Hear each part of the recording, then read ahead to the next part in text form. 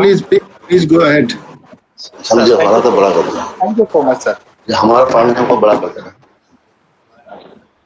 पढ़ने का नंबर है।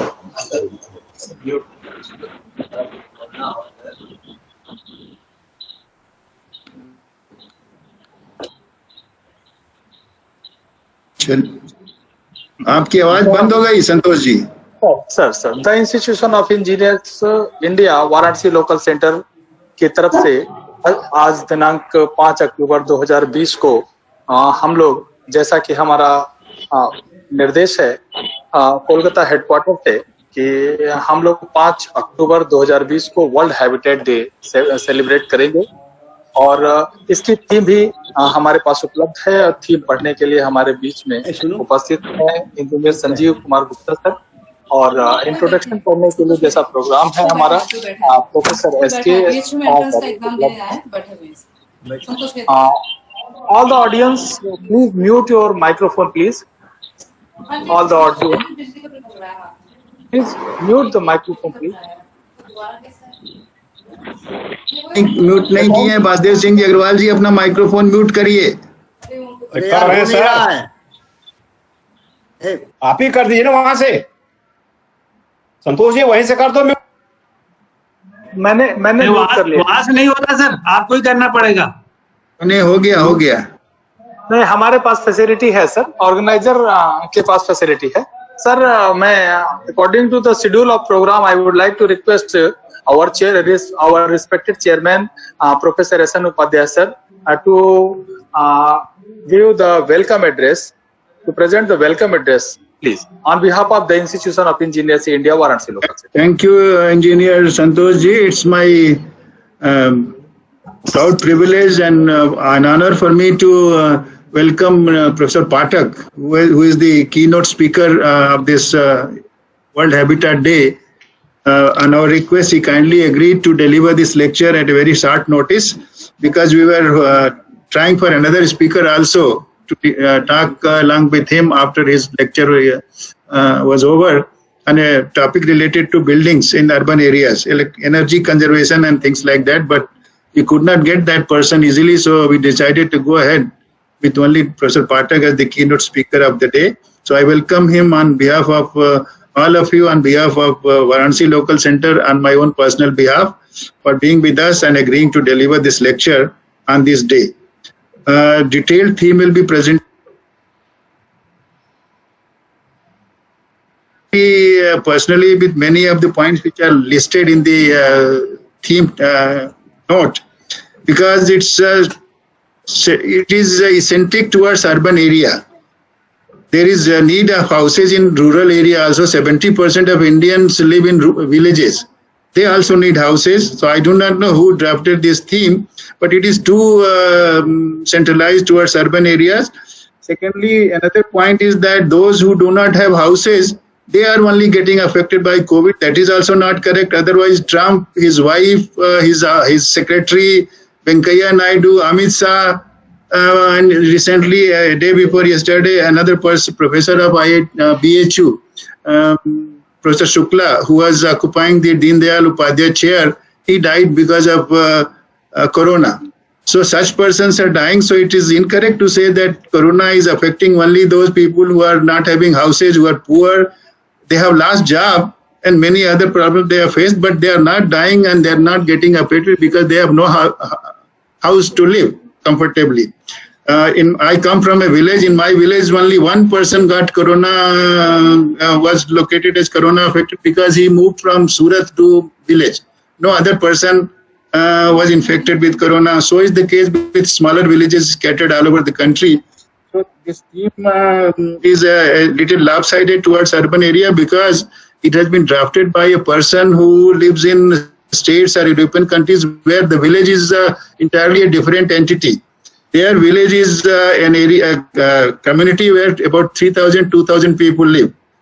Town is a community where 10,000 people live, and metropolitan is a community or habitat area where more than lakhs live.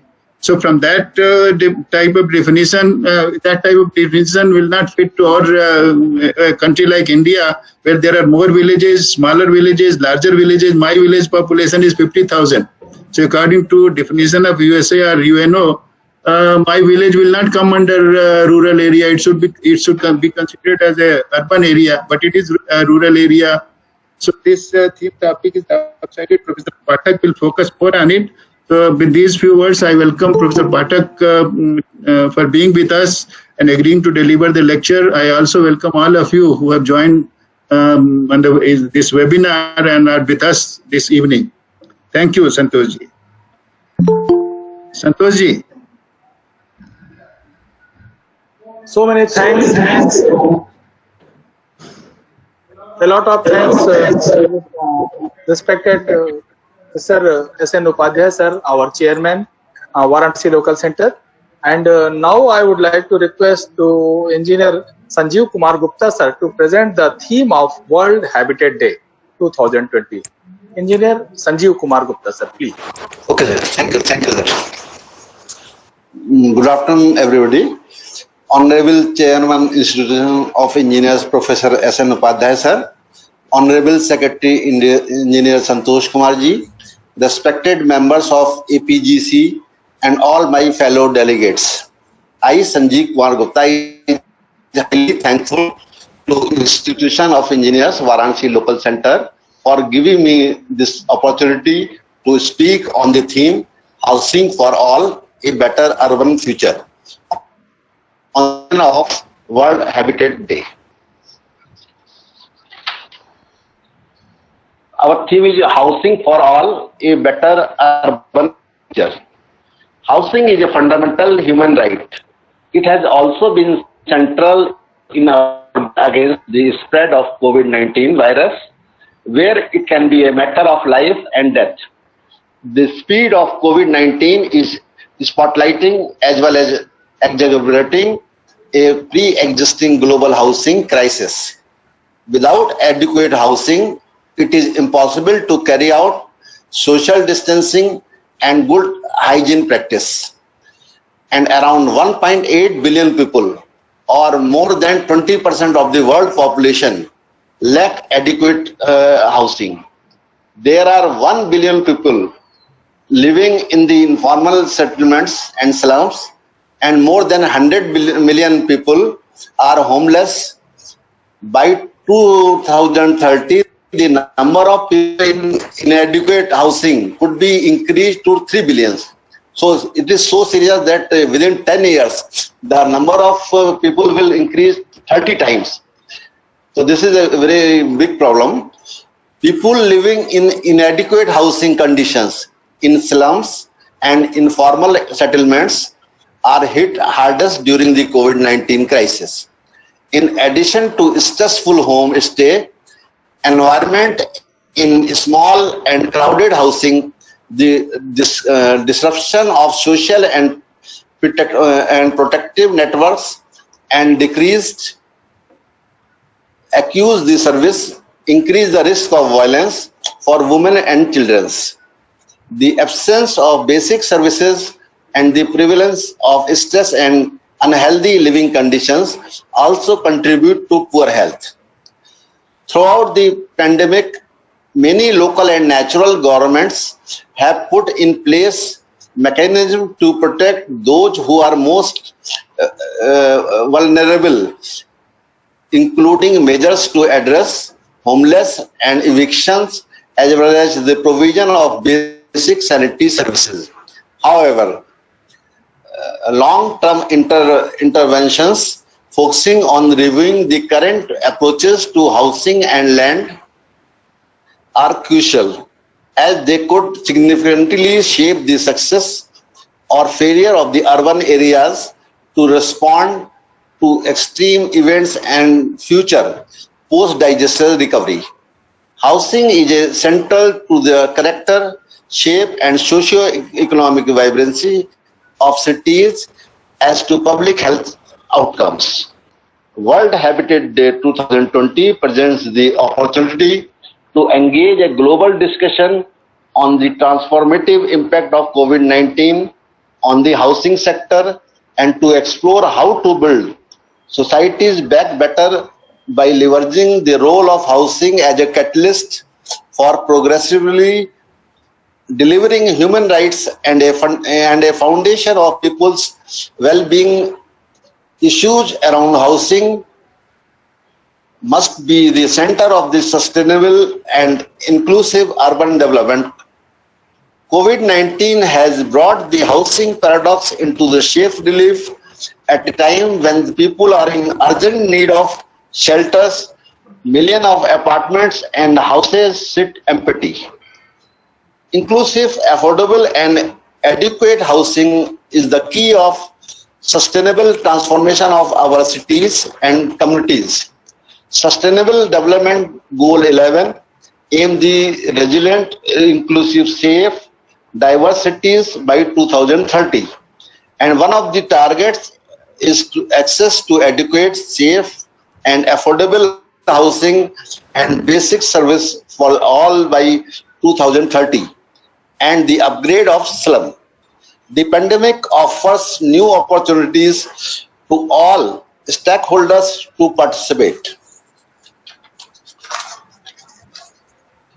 Cities need leaders who will work with the local communities and who are recognized that it is possible to cater for housing for all. Housing strategies, citywide slum upgrading and prevention strategies, as well as the engagement of more than 5 million slum dwellers, provide the venue for scaling and accelerating the implementation of the sustainable development goals in the cities and communities in the decade of action. Cities must integrate the vulnerable, poor, excluded in overall city development.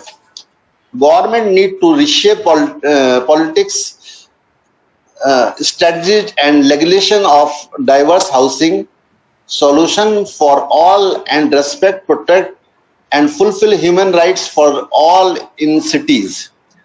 Government must be people at the ensuring equality and the fulfillment of the human rights. Non-government organizations must help to empower communities and ensure government implement an inclusive agenda to assist the most vulnerable women, men, youth, children, refugees, migrants, minority, people with chronic diseases, physical challenges, and the discriminated to become all equal partner for improved housing. Communities should be empowered to participate in shaping the global housing for all agenda in countries, cities, and settlements around the world. Public-private people partnership PPPs can drive inclusive development and provide access to finance for the construction sector, as well as investing the adequate housing. The private sector can come up with innovations that are green, inclusive, affordable and scalable, and can support and invest in the market government's commitments, vision and strategies a reality. Meanwhile, research and knowledge hubs should look at providing data and innovation. Investors and development partners can partner with the governments, private sectors and communities to assist in overcoming blockage, provide financing mechanism and instruments to enable multi-partnership building back better. World Habitat Day 2020 will act as a hub to coordinate and shape information to promote the idea of housing, shelter and slum upgrading as central to function of the cities in meeting residents' need. The pandemic has shown that cities and local governments around the world can move towards reducing inequalities and poverty levels and providing access to adequate housing for all as a catalyst to achieve other fundamental rights. Thanks, sir. A lot of thanks, Engineer Sanjeev Kumar Gupta sir, for representing such a good and fantastic manner. Thank you so much, sir. Thank you. And according to schedule of the program, you are welcome, sir.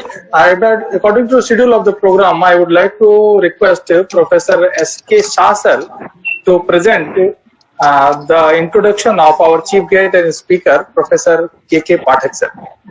Respected Professor S.K. Shah sir, former Honorary Secretary. Good afternoon, everybody. Dear learned members, there are three basic needs of every person in this world. रोटी तन की भूख मिटाने के लिए, कपड़ा तन को ढकने के लिए, और ये दो जरूरतें पूरी हो जाने के बाद हर आदमी का सपना होता है कि उसका एक अपना आशियाना हो, भले ही छोटा सा हो लेकिन हो। डियर मेंबर्स, लेकिन आज के समय में मकान बनवाने या खरीदने की कॉस्ट इतनी बढ़ गई है कि हर आदमी के लिए यह संभव नहीं है कि वो अफोर्ड कर सके और उसका अपना मकान उसके लिए एक सपना ही होकर के रह गया है।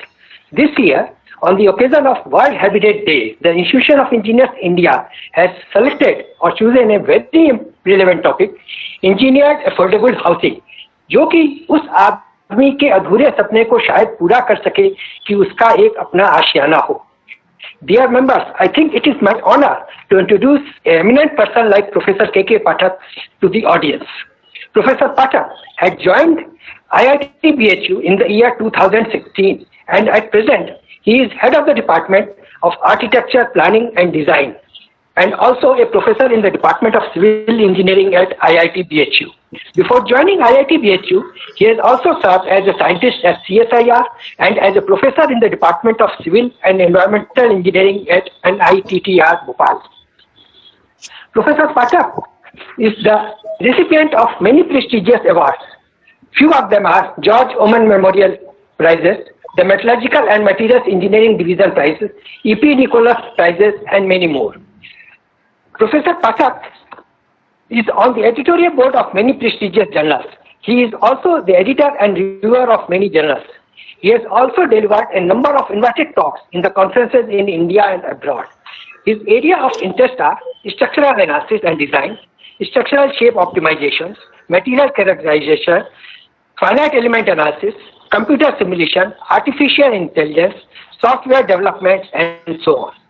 In his career till date, Professor Pathak has guided nearly 25 PhDs and 160 master's theses in the area of his interest.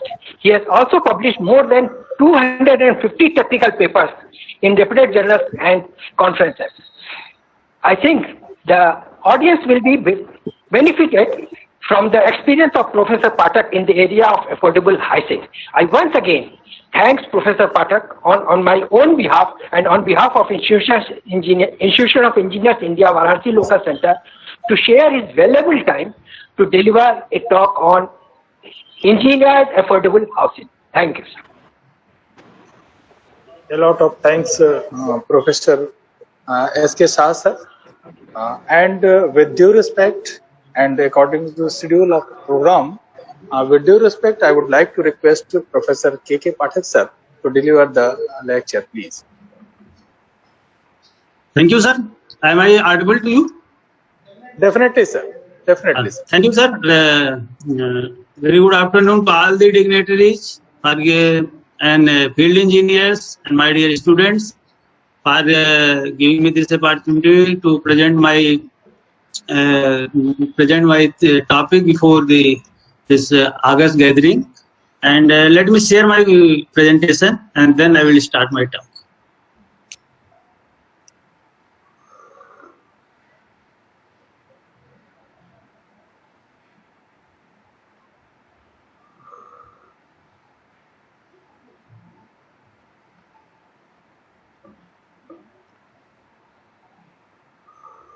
Is it visible, sir?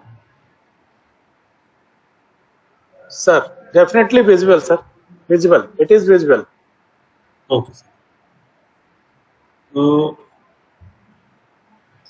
So today's talk, as it has been said by Shah sir, that it is engineered affordable housing, and you know that this is a burning problem that all over the world people are not having affordable housing, and they are forced to live in slums and houses which are not livable by a human being.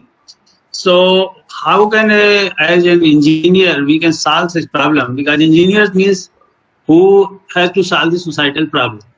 So I will give my views here that in what way we can solve such problems and lead to the better living of the citizen of the country. So before I Santosh ji ये दिखाई पड़ रहा है ना presentation full screen? Sir हाँ बिल्कुल दिखाई पड़ रहा है सर, बिल्कुल दिखाई पड़ रहा है। In case you have any difficulty please because मुझे नहीं पता कि वहां की हाँ sir please okay so before I will intimate you sir. हाँ thank you sir. So before I go into the presentation, let me seek the blessing of our founder, Bharat Ratna Pandit Madan Mohan Malviya ji, who was visionary that 100 years back, who thought of that without education, the process problem of society cannot be solved, and we are here because of his vision, and we are talking the problem of the society. So as you know that today we are celebrating World Habitat Day, and the theme for this year is Housing for All, a Better Urban Future. So without a good house, you cannot think of a better future. So if future is to be there, that's why you see so many projects of the government like Smart City and so many things are going on. And this is for the better urban future. So if I give the history of this World Habitat Day, so this was resolved in United Nations General Assembly in 1985 that we should celebrate Habitat Day, and people that time came to know that they thought that this will be a big problem in future, and that's why they wanted to enlighten the people by celebrating this day, and this is celebrated from 1986 onwards, and the celebration revolves around the world as World Habitat Day and observed around the world in the first Monday of October. So first Monday of October is celebrated as this day. There are several ways in which we celebrate this. By talk like Institution of Engineers is arranging this type of talk. So many brainstorming thing in colleges we go and we take give the lectures to the student and go to the field also. So there are various ways in which we can sensitize the issue of the habitat and how we can improve the habitation in the urban in the world. So let me go into a little bit a philosophical one. As Saadi was saying that roti, kapda, and makan is the basic need. So if there is research by Maslow, and you see this is the world-known research, and it is taught in every branch in psychology, every field in psychology, engineering, management, everywhere, that there are basically three human needs, and one is your basic, other is psychological, and then self-fulfillment need. So basic need basically physiological need, and where we talk about this roti, kapda, makan. So these are the basic requirements, and once this need is, and then we go for the security needs. So once you have a security need filled and fulfilled, and physiological need fulfilled, then you go beyond that and we look into the psychological need, where we come for the esteem, belonging, love, and all those things, society, friends, then country. And then you see that the esteem need is such a great need of the people that they can even give whole of their money just for the esteem. So this is a beyond the basic need, and then if person is still not satisfied, then he will look into the self-fulfilled need, and that is your called self-actualization need. So this is a research by Maslow, which is well known, and I think we know. And if you see in Indian this context, then we also say that calm, earth, dharma, and moksha. So the calm, if you see this, so this basic two needs, they are basically ego-based needs, this sthul type of needs, and which come under the category of kama. So these are the vital needs where we look into safety and physiological need. And then once you overcome this body needs, and then once you satisfy this, you go to the emotions, that is man. And this is where you earn the money and we add economic value. And this is satisfied by artha. And once people has gathered this, satisfied this artha need, they will try to go into the moral value, that is called dharma, and that is your self-actualization. And this is the limit. This limit was the Maslow's limit. But in Indian psychology, say that beyond dharma there is moksha, where after self-actualization you will try to transcend the consciousness, and that will be beyond the buddhi.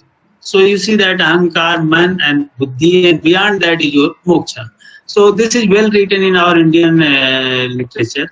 And you see that when our life was supposed to be 100 years, we divided into this 25 years into this different parts. And it was thought that we invest in these type of blocks.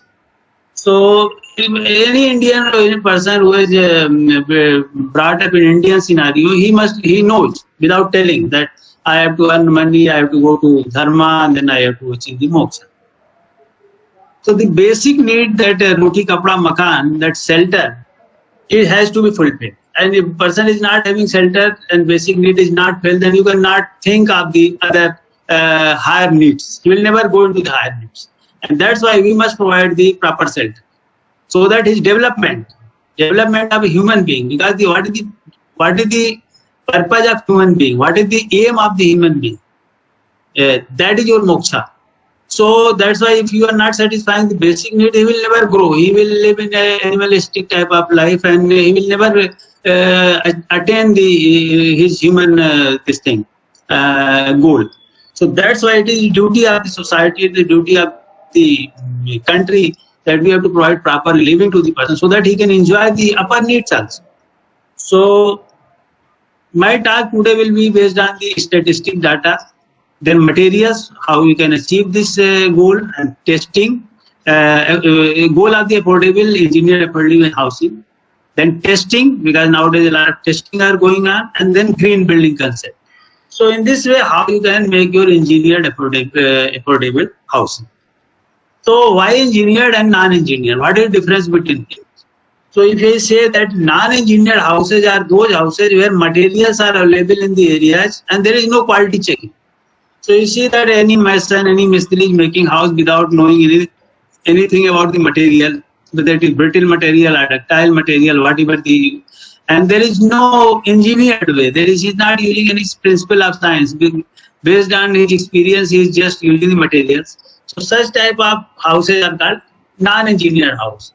Construction worker will be mostly non-skilled or semi-skilled, and technical intervention will be very less or no. And their person who will be living, they will be of low and middle income. Now, this apart from this, engineered house will have different aspects. So here you have the control of the quality of material, worker will be skilled, and if his engineering skills will be required, and intervention in design and construction will take place, and middle and high income group will are using this type of engineered houses. So there are a lot of danger of living in this type of houses, because they are prone to disasters, and such houses, they create a lot of problem if they are made in bulk. So see, this is the mud house. So this house is quite good, and it serves many purposes also. But if there is a little bit earthquake here, then it will demolish within seconds. So this house is not a safe house. So this is a non-engineered house. Although it is a very, you can say, cool there, and you can enjoy the nature, but this is not a safe house. Similarly, the stone houses, they are very heavy houses. They are also serve purpose, but they cannot sustain the earthquakes and natural disasters. So these houses, these are the, you see, this is a common brick house where there is no, you can see everything is made on the brick. And the moment there is a little shaking by the earthquake, this house is going to collapse. So these are all the non-engineered houses. And how you can make an engineered house, and which is cost effective. So in today's lecture, I will try to cover this point, that affordable engineered house, how we can construct. So I was sorry, this is a data which was 2001 census, not 2. So in this data, old data, but 2011 census data I could not get. So this data tells that in our country, in urban areas, about 84% houses in 2001, they were non-engineered houses.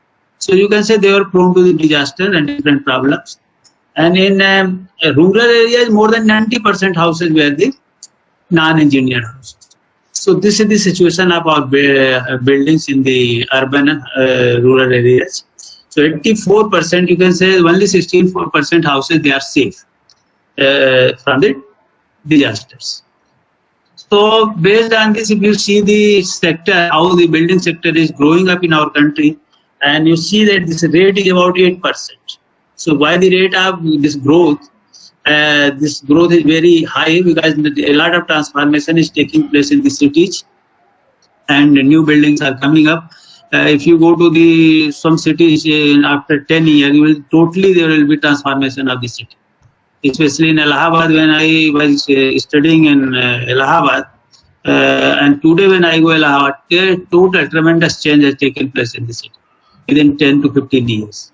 So you can see that next 20 years, 20 billion square feet, you see concreting is going to take place. So that's why this real estate sector is going booming up. But yes, because of the COVID, there is some problem. And so this problem is everywhere. So we'll discuss this in our lecture. So this is the pace of the urbanization. You see everywhere, you'll see the buildings and buildings. And if so many people have to live in a very small areas, and you have to meet out their requirement by providing so many things. And that's why we are talking about now smart city and the government schemes what are there, Atul scheme and Amrit scheme, so many schemes. So if you see the urbanization of the 5 countries, China, Indonesia, India, Mexico and Brazil, so you see that other countries, they have urbanized very fast. You see Brazil now, it is 87% population is living in the urban areas. And our country, we have very slowly we are going into, we are not moving very fast, and this is good also, that we should not make a sudden change. And we are 31% at present, our urbanization, our 31% is living in the, you can say in the urban, and 70% they are living in the rural. So now this pace is going to increase because the wealth center, cities are the wealth center, and people will come to this city. Nobody can stop this, because for the job seekers and other people, they will come to the cities. So this pace is going to go up, grow up, and we have to meet out the urban requirement, building requirements. If you see the past 50 years, in 1950, India was more urbanized than the China. Our 17% population were living in the cities, where China's were 13%. And today, if you see 2005, it was 41% Chinese now living in the cities, and Indians 29%. And from 2025, 64% Chinese will be in the city area, whereas we will do 38%. So we are moving slowly and steadily. So this pace we have to maintain there, and we have to grow with the facilities also. Not only the population, we have to grow that the different facilities are coming up. Otherwise, they will be living in a slum if you don't provide the facilities. So this is the pace of the urbanization, the rural, and this blue color is your rural and red is your urban. So you see this is the demand. And now you see that there will be a time, 2050, that when urban population will be more than the rural population. So now this has to be there, that how you are going to meet out this city, this accommodation requirement in your urban areas for such a huge amount of people. And that's why the concept of 100 smart city came, that we have to provide proper transportation and all those things, so that such large number of people can be handled. So this is the demand and supply gap of the housing in our country. So red color is the gap. So if you see, almost it is constant, this gap. And by proper application of the engineering and management and optimization, we can meet out this requirement. There is no difficulty in our country. This is again a very interesting data. You see that if you see long back, you see this old data, so you will see that the poverty is decreasing in our country. So this is the brown color, this is the poverty, and high income group is also decreasing. Only you see that middle class people are increasing, and now middle class people, they are the seekers of the houses in the urban areas, and that's why they are pushing forward the demand of the housing in the urban areas. I was coming one other data that in worldwide project I was looking. So this is a 2015 data where India is having the highest number of construction projects. It is $824 billion project, which is more than United States and China. So because in our country never such a huge type of construction took place. So now we are in a very fast speed and putting a lot of money and in this area. And you see that in many cities like Mumbai and Delhi, large high-rise towers are coming. Green buildings are coming. So such type of huge projects are there. And I think that within 5 to 10 years, you will see that tremendous transformation is going to take place in our country, the infrastructure development. So this is the government scheme, Housing for All in the urban areas, 2022 by the Prime Minister Awas Yojana. And here we are going to create 2 crore houses, construct 2 crore houses for upper urban poor, including the EWS, economically weaker section. And now what is happening, that government is providing the loans through the banks and at the very reasonable rate based on the salary. And they have so this is the type of affordable housing will come, because there is no space now, horizontal space, so you have to go to the vertical buildings. And with this type of society, you have to provide all the infrastructure there. So these are again a problem, that how you are going to plan these urban houses. They will not be sprawling horizontally. So everything has to go to the vertical. So what has been decided, that for EWS, minimum space requirement is going to be 300 square feet built up area, and where LIG it will be 500 and MIG it will be 600 to 1200 square. And this is based on the salary. So this has been, and it is also decided that 30 to 40% of the salary will be installment, so that at affordable rate they can get these houses. So within 10-15 years they can own the house. So there will not be any financial burden to family. So this is the income level. If income is 1.5 below, less than 1.5 lakh, so this person will be EWS, and if it is up to 3, LIG, and up to 10, it will be MIG. So this is the data which government has given. Now coming to our, because I am engineer, so let me go into my business. That construction is the process of creating. So we need huge construction of the infrastructure. As you know, that 2 crore houses is not a small job, and you have to meet out in 2022. So huge amount of construction is going to take place, and construction starts with planning, design, financing, and continues up to the project is built and ready for the use.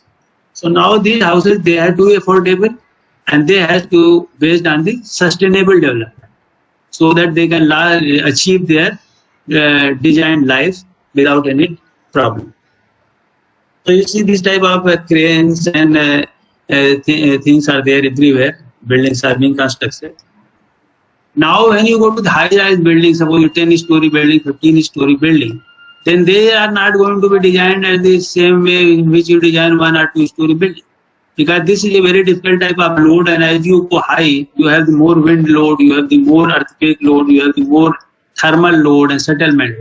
So this design cannot be done by a mason. You need engineers who has done basically a BTech or MTech, and who knows all the soil mechanics, all the material properties, and in which, because you have to use a high strength material. If you make a low strength material, then your whole space, 300 square feet, what you are thinking of, whole thing will go into the walls and columns. So that's why you need a high strength material, and this will be a difficult, very, very challenging task before the engineers, and architect also, for functional design and the structural design and construction. So you see that if building is not properly designed, this is damaged by the wind. So there will be such type of building is not properly designed, they will be damaged by the earthquakes.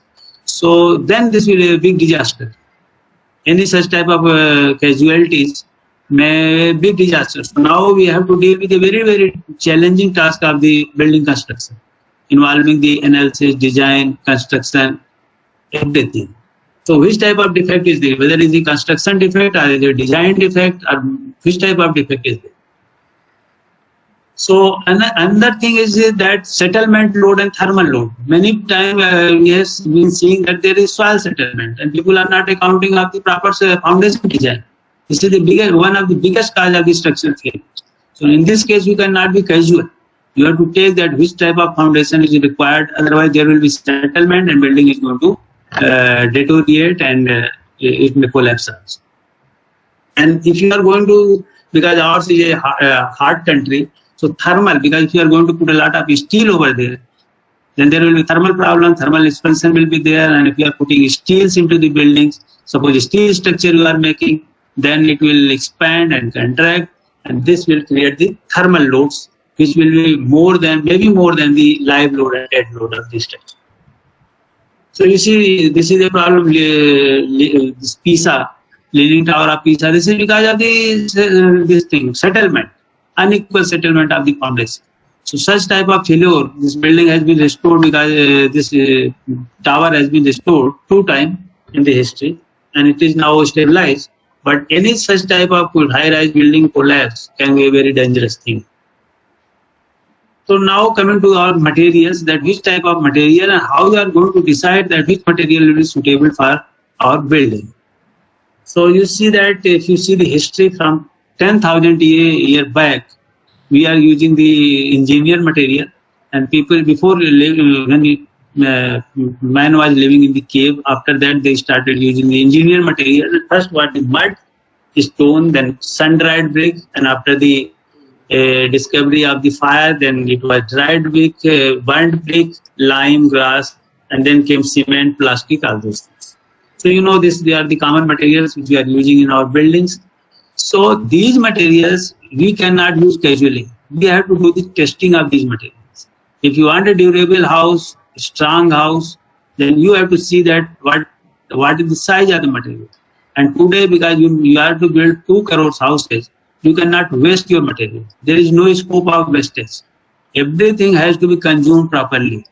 And otherwise cost is going to grow up. Now materials are not cheap. They are very costly. So in what way you are going to optimize this, we have to have the knowledge, engineering knowledge of these materials. So let me give you 1-2 examples. Like if you make a stone building, which is not very common nowadays, because it is very costly to make a stone building. But if somebody happen to be area where stones are in plenty and it is cheap, then what are the tests you can do in these stones? So 2 tests, even these simple 2 tests people are not doing. First test is the strength test and second is your durability test. So strength means that you should know that what is the compressive strength of your stone. So like we do the testing of the brick and concrete, we can take a piece of a tube of the stone and go into the lab and test it. And durability, we see that water absorption, that how much water it is absorbing in 24 hours. If it is absorbing more water, it means that there is pores and voids in your stone and it is going to deteriorate with time.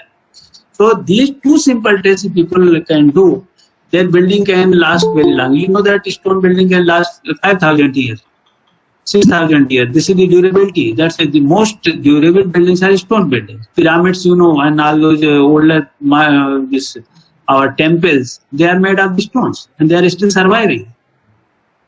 So these 2 tests, and even you see that in today's scenario when people are not very, you can say that, you can say very clear in their thing, they can sell the fake stone to you. Suppose somebody is saying I am giving you granite and it is not a granite. It looks like a granite and he may cheat. So how will you come to know? So we have to go to the lab and if you test it and you are not getting 100 MPa strength, then you can say that it is not a granite. So we have to be smart. We should use the engineering knowledge, not somebody is saying and we have to believe. So this is the one thing that we have to use our intelligence in selection of the building materials. If you are making a house, your dream house, at least we should give our judgment. We should know that what is material we are using. Not somebody will make a house for you. We have to also enjoy the construction of our house. During construction, you are not taking any participation. You are totally believing on others, and then we go and start living. So this type of thinking we have to leave, and we have to be a part of that. We think that if I am investing money, I will get whatever I will get. Similarly, bricks. Bricks are used, you know that it is used in walls, and bricks we are using in our partition walls. Nowadays, we are not making any brick building. So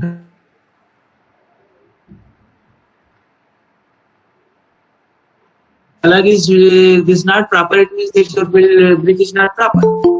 If you take 2 bricks and strike, you will get a ringing sound, metallic sound, and you will know that the brick is good. But even the people are not doing this type of test. And water absorption, that if brick is absorbing more water, it means there will be totally a damp house. Even there is a small rain, there will be damping in your bed. So we have to see that this type of test we can do simply this test. So how much water it is absorbing. And there is another test, the fluorescence test. आपने देखा होगा घरों में white colour की पपड़ी जम जाती है, और इसके कारण क्या होता है, साल्ट होता है जो मिट्टी में, और मिट्टी में साल्ट के कारण वो उसमें जो उसको ब्रिक को पका देते हैं तो साल्ट उसके अंदर चला जाता है, और वो एल्कली जो होते हैं वो पानी को एब्जॉर्ब करते रहते हैं, and they create damping, and this is called efflorescence. अगर बिल्डिंग में एक बार एफ्लोरेसेंस हो गया तो जब भी पानी आएगा आपके घर में हमेशा पपड़ी जमेगी और प्लास्टिक झड़ झड़ के गिरेगा. And I have seen many houses where people are suffering from asthma because of this type of damping always there in the building. तो इस टाइप के छोटे छोटे अगर हम ध्यान देंगे कि हमारी मटेरियल का, तो आप एक अच्छा घर बना सकेंगे. और आप पैसा भी दे रहे हैं और अपनी क्वालिटी को भी नहीं आप देख रहे हैं, तो उस समय फिर आपके साथ चीटिंग हो सकती है. तो this owner has to be also now they have to put their brain. इसीलिए ये इसका टेस्ट है, बहुत सिंपल टेस्ट है जो हम लोग लैब में करते हैं, और इससे आप पता कर सकते हैं कि what is the quality of the brick you are going to use. Bricks आजकल सस्ते नहीं है, 15 रुपए के एक ब्रिक अप्रोक्सीमेटली मिलते हैं. तो we should not think that these are the cheap material nowadays. तो ये सिंपल टेस्ट है जो हम लैब में करते हैं, और हमें पता लगाते हैं कि whether it is serious matter और heavy matter. Like a doctors does this thing blood test, we also are doing this test for materials. Cement जो कि सबसे ज्यादा यूज किया जाता है बाइंडिंग मटेरियल, अब तो लाइम चूना हम लोग नहीं यूज करते. And you see this is करीब 20-25 टाइप के सीमेंट मार्केट में अवेलेबल है.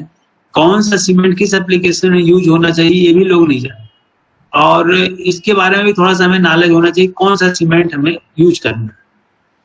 तो सीमेंट जैसे आप जानते हैं कि बहुत थोड़ा अमाउंट यूज किया जाता है फॉर बाइंडिंग. कई लोग सोचते हैं ज्यादा सीमेंट डाल देंगे तो हमारी बिल्डिंग बहुत अच्छी होगी. ये बहुत ही बड़ी गलतफहमी है. ज्यादा सीमेंट डालने से बिल्डिंग और खराब हो जाएगी, क्योंकि ज्यादा हीट हाइड्रेशन होगा और बिल्डिंग में क्रैक आ जाएंगे. तो हमें सीमेंट उतना ही डालना है जितनी हमें बाइंडिंग हो सके. जैसे खाने में नमक एक मात्रा से ज्यादा डालने पे खाना खराब हो जाता है, कम होने पे भी खाना खराब हो जाता है. उसी तरह सीमेंट भी एक इसकी जो ऑप्टिमम वैल्यू है उससे ज्यादा नहीं डालना चाहिए, और इसकी हमें टेस्टिंग करानी चाहिए. जो लैब में छोटे छोटे टेस्ट हैं उनको कराना चाहिए. और कई बार तो सिंपल टेस्ट है, जैसे आप डेट ऑफ पैकिंग, आप सीमेंट लेने जा रहे हैं, उसकी पैकिंग देख लीजिए, 3 महीने पुराना है तो उस सीमेंट को मत लीजिए. बारिश के समय में है तो 1 महीने का सीमेंट के बाद नहीं लेना चाहिए, क्योंकि वो मॉइस्चर एब्जॉर्ब कर सकता है. अगर आप सीमेंट ले भी आए तो उसका कलर देख लीजिए. कलर जो है ग्रे कलर का होना चाहिए या लाइट ग्रेनिश शेड का होना चाहिए. तो कलर से ही पता चल जाता है. कई बार सीमेंट को जो आप हाथ में लेकर रगड़ेंगे तो इसमें आपको एक स्मूथनेस आना चाहिए. ऐसा नहीं वहां कोई लंप हो या कोई ऐसी चीज हो या गिट्टी हो. मान लीजिए उसमें सैंड मिला के कोई आपको दे रहा है, तो आपको कैसा पता चलेगा सीमेंट है कि सैंड? तो उसको जब आप हाथ में करेंगे तो एकदम बिल्कुल स्मूथ फीलिंग आनी चाहिए. अगर आप उसमें अपना हैंड उसमें इंसर्ट करेंगे तो आपको एक ठंडा फीलिंग होगा. अगर पानी में सीमेंट को डालेंगे तो वो तुरंत बैठेगा नहीं, थोड़ी देर तक तैरेगा उसके बाद बैठेगा. तुरंत अगर बैठ रहा है तो इसका मतलब वो there is some problem with cement, वो गलत सीमेंट है. सूंघने पे आपको लगेगा, अगर आप इस सीमेंट को सूंघेंगे तो अगर उसमें कुछ मिट्टी की सुगंध आ रही है या कोई सिल्ट की आ रही है, इसका मतलब वो मिलावटी सीमेंट. इस तरह छोटी छोटी चीजें अगर हम इंटरेस्ट लेंगे तो हमें एक अच्छी क्वालिटी का सामान मिल सकता है. गुणवत्ता तभी आएगी जब हम खुद उसमें इन्वॉल्व होंगे. ये सीमेंट के छोटे छोटे टेस्ट हैं जो कि हाथों से भी आप कर सकते हैं और पता लगा सकते हैं कि सीमेंट कैसा है। पानी में डालने भी हमें पता है। और ये छोटे इक्विपमेंट है हमारे किसी लैब में, अगर किसी को इंटरेस्ट हो तो प्लीज विजिट और सिविल इंजीनियरिंग लैब, हम आपको सब दिखाएंगे कि छोटा छोटा टेस्ट किया जाता है। उससे आपकी सेटिंग टाइम, आपकी स्ट्रेंथ। अभी कुछ दिन पहले हमारे पास एक साहब आए थे, उन्होंने सीमेंट टेस्ट नहीं कराया और एक घर बनाया, स्लैब उन्होंने बनाया किसी के कहने से, और 1 महीने बाद जब उसको उन्होंने बांस बल्ली हटाई, पूरा स्लैब गिर गया। तो उनके उस सीमेंट में सेटिंग ही नहीं हुई क्योंकि वो एडल्ट्रेटेड सीमेंट था, और उन्होंने उसको बहुत ज्यादा पैसे भी दिए और उन्होंने कहा बहुत बढ़िया क्वालिटी का सीमेंट आपको दे रहे हैं। उनके भरोसे में आके उनका करीब 4 लाख का नुकसान। अगर वो 5,000 का टेस्ट हमारे लैब में करा लिए होते तो शायद इस प्रॉब्लम से बच सकते। तो जब आप इतना बड़ा घर बनाने जा रहे हैं, इतना ड्रीम प्रोजेक्ट करने जा रहे हैं, तो इसमें गुणवत्ता का बेहद ध्यान रखना जरूरी है। और हम लोग क्या करते हैं कि थोड़ी चीज बचाने के लिए बहुत बड़ा नुकसान उठा लेते हैं। तो इसलिए इंजीनियरिंग जजमेंट का हमें सहारा लेना चाहिए। जैसे आज का डॉक्टर है, बिना किसी टेस्ट के शायद वो दवा भी नहीं ले, वही चीज हमें भी करना चाहिए कि हम बिना टेस्टिंग कराए किसी चीज को यूज न करें तो ज्यादा बेहतर होगा हमारे। आजकल जैसा आप जानते हैं, कंक्रीट में सबसे ज्यादा हम गिट्टी यूज करते हैं, 70% उसमें गिट्टी और बालू होती है। लेकिन आप कभी भी देखे होंगे कोई आदमी इसकी कोई टेस्टिंग नहीं है। अगर उसमें घास भी पड़ी होगी बालू में तो वो भी उसको यूज कर लेता है, उसको साफ भी नहीं करते कि उसमें कोई अगर उसमें मिट्टी भी पड़ा है या कुछ गंदगी पड़ी है तो वो भी उसी के साथ उस कंक्रीट में डाल देते। उसका असर क्या होता है कि हमारी कंक्रीट की गुणवत्ता खराब हो जाती है, और जब एक बार लो स्ट्रेंथ मटेरियल उसके अंदर चला गया तो जहां भी वो डिफेक्ट जाएगा पूरी बिल्डिंग वहीं से वीक हो जाएगी। जैसे जंजीर की सबसे कमजोर कड़ी पूरे जंजीर की तोड़ देती है, वही चीज वो करता है वो मटेरियल जहां वो जाता है। तो इसलिए हमें हर स्टेज पे गुणवत्ता का बेहद ध्यान रखना है। कोड में तो लिखा है कि बालू को धोकर यूज करें, लेकिन अगर धो नहीं रहे तो एटलीस्ट उसमें जो ग्रास है, जो लम्ब पड़े हैं, कोल पड़े हैं, कई बार तो उसमें टायर पड़े होते हैं साइड में, वही लाके यूज कर ले।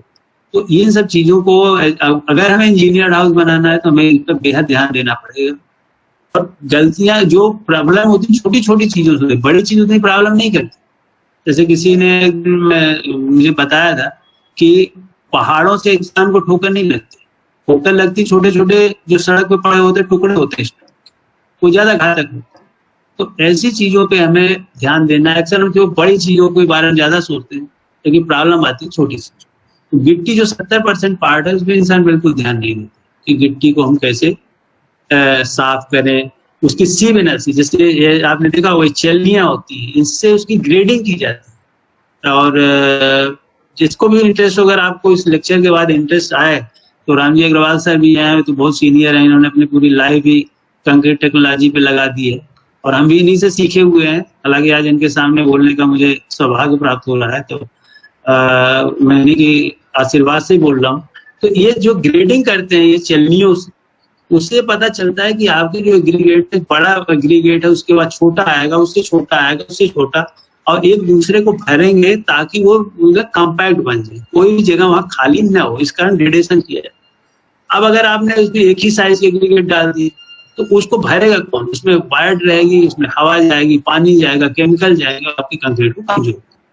तो ये बेसिक सिद्धांत है जो कि शायद किसी कॉलेज में पढ़ने की जरूरत नहीं है, हर आदमी जानता है, लेकिन उसको हम क्वालिटी के बारे में हम लोग क्वालिटी ध्यान ही नहीं देते। जैसे मैं बताया कि कोल पड़ा हुआ है, क्ले लम्ब पड़ी, कोड का ये कोडल प्रोविजन में बता रहा हूँ, इंडियन कोड दे रहा है कि अगर सॉफ्ट फ्रेगमेंट पड़ा है, फाइनर, अगर कोई बहुत पतला, कोई बहुत चीज बहुत बारीक उसमें पाउडर पड़ा हुआ है तो उस सबको भी निकाल देना चाहिए, यूज नहीं करना चाहिए। मिट्टी, अगर खासकर मिट्टी पड़ा हुआ है उसको क्लीन कर देना चाहिए, तब उसको यूज करना चाहिए।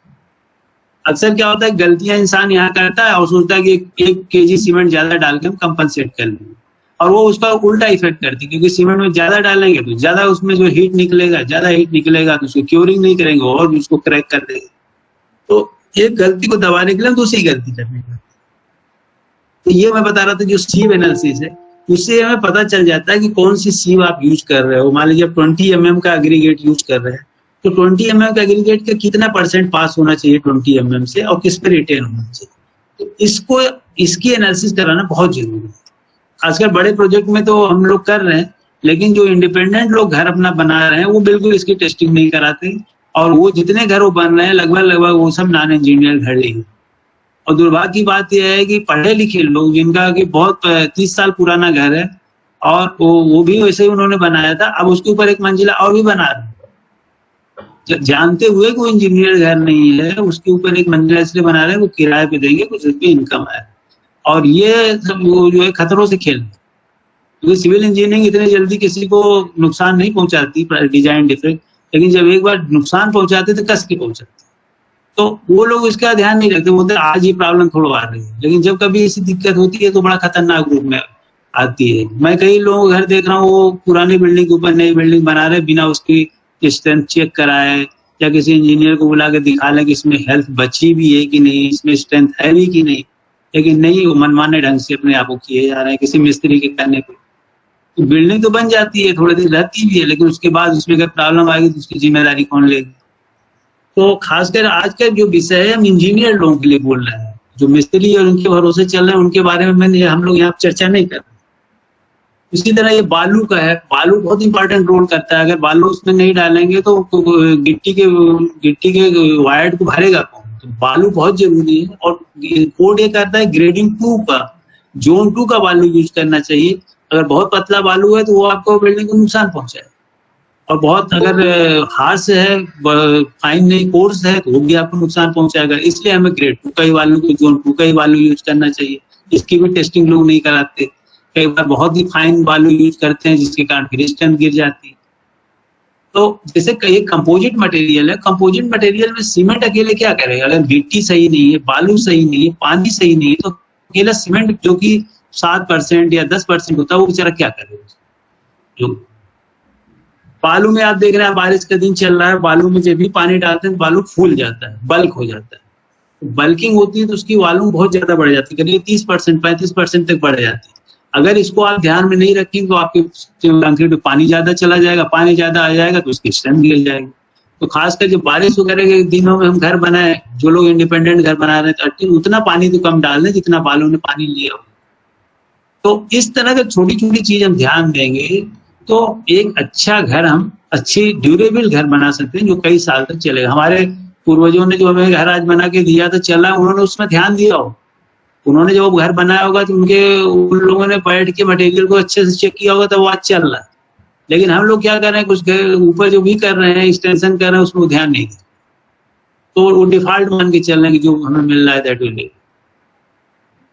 इसी तरह ये कंक्रीट जंगल आप देख ही रहे हैं कि अफोर्डेबल हाउस, इतना पॉपुलेशन, जब इंडिया की आधी पॉपुलेशन शहरों में रहने लगेगी तो कितने ज्यादा घरों की जरूरत पड़ेगी। आप ये समझिए कि पूरे बनारस में सब हाई राइज टावर ही कुछ दिनों में हो जाएंगे। खास करके पूर्वी उत्तर प्रदेश और बिहार के लोग जो है सब बनारस साइड में जब आ रहे हैं, तो आप ये देखिए कि इस टाइप का स्ट्रक्चर हमें भी इंडिया में भी, बनारस में भी देखने को कुछ समय में मिलेगा। खासकर आप एयरपोर्ट साइड जाइए तो वहां देखिए काफी बड़े बड़े टावर आ रहे हैं पांडेपुर साइड में उधर, ताकि क्योंकि डिमांड ज्यादा बढ़ रही है तो बड़े बड़े रुद्रा और ये बिल्डर्स लोग आ रहे हैं और हाई राइज टावर बना रहे हैं।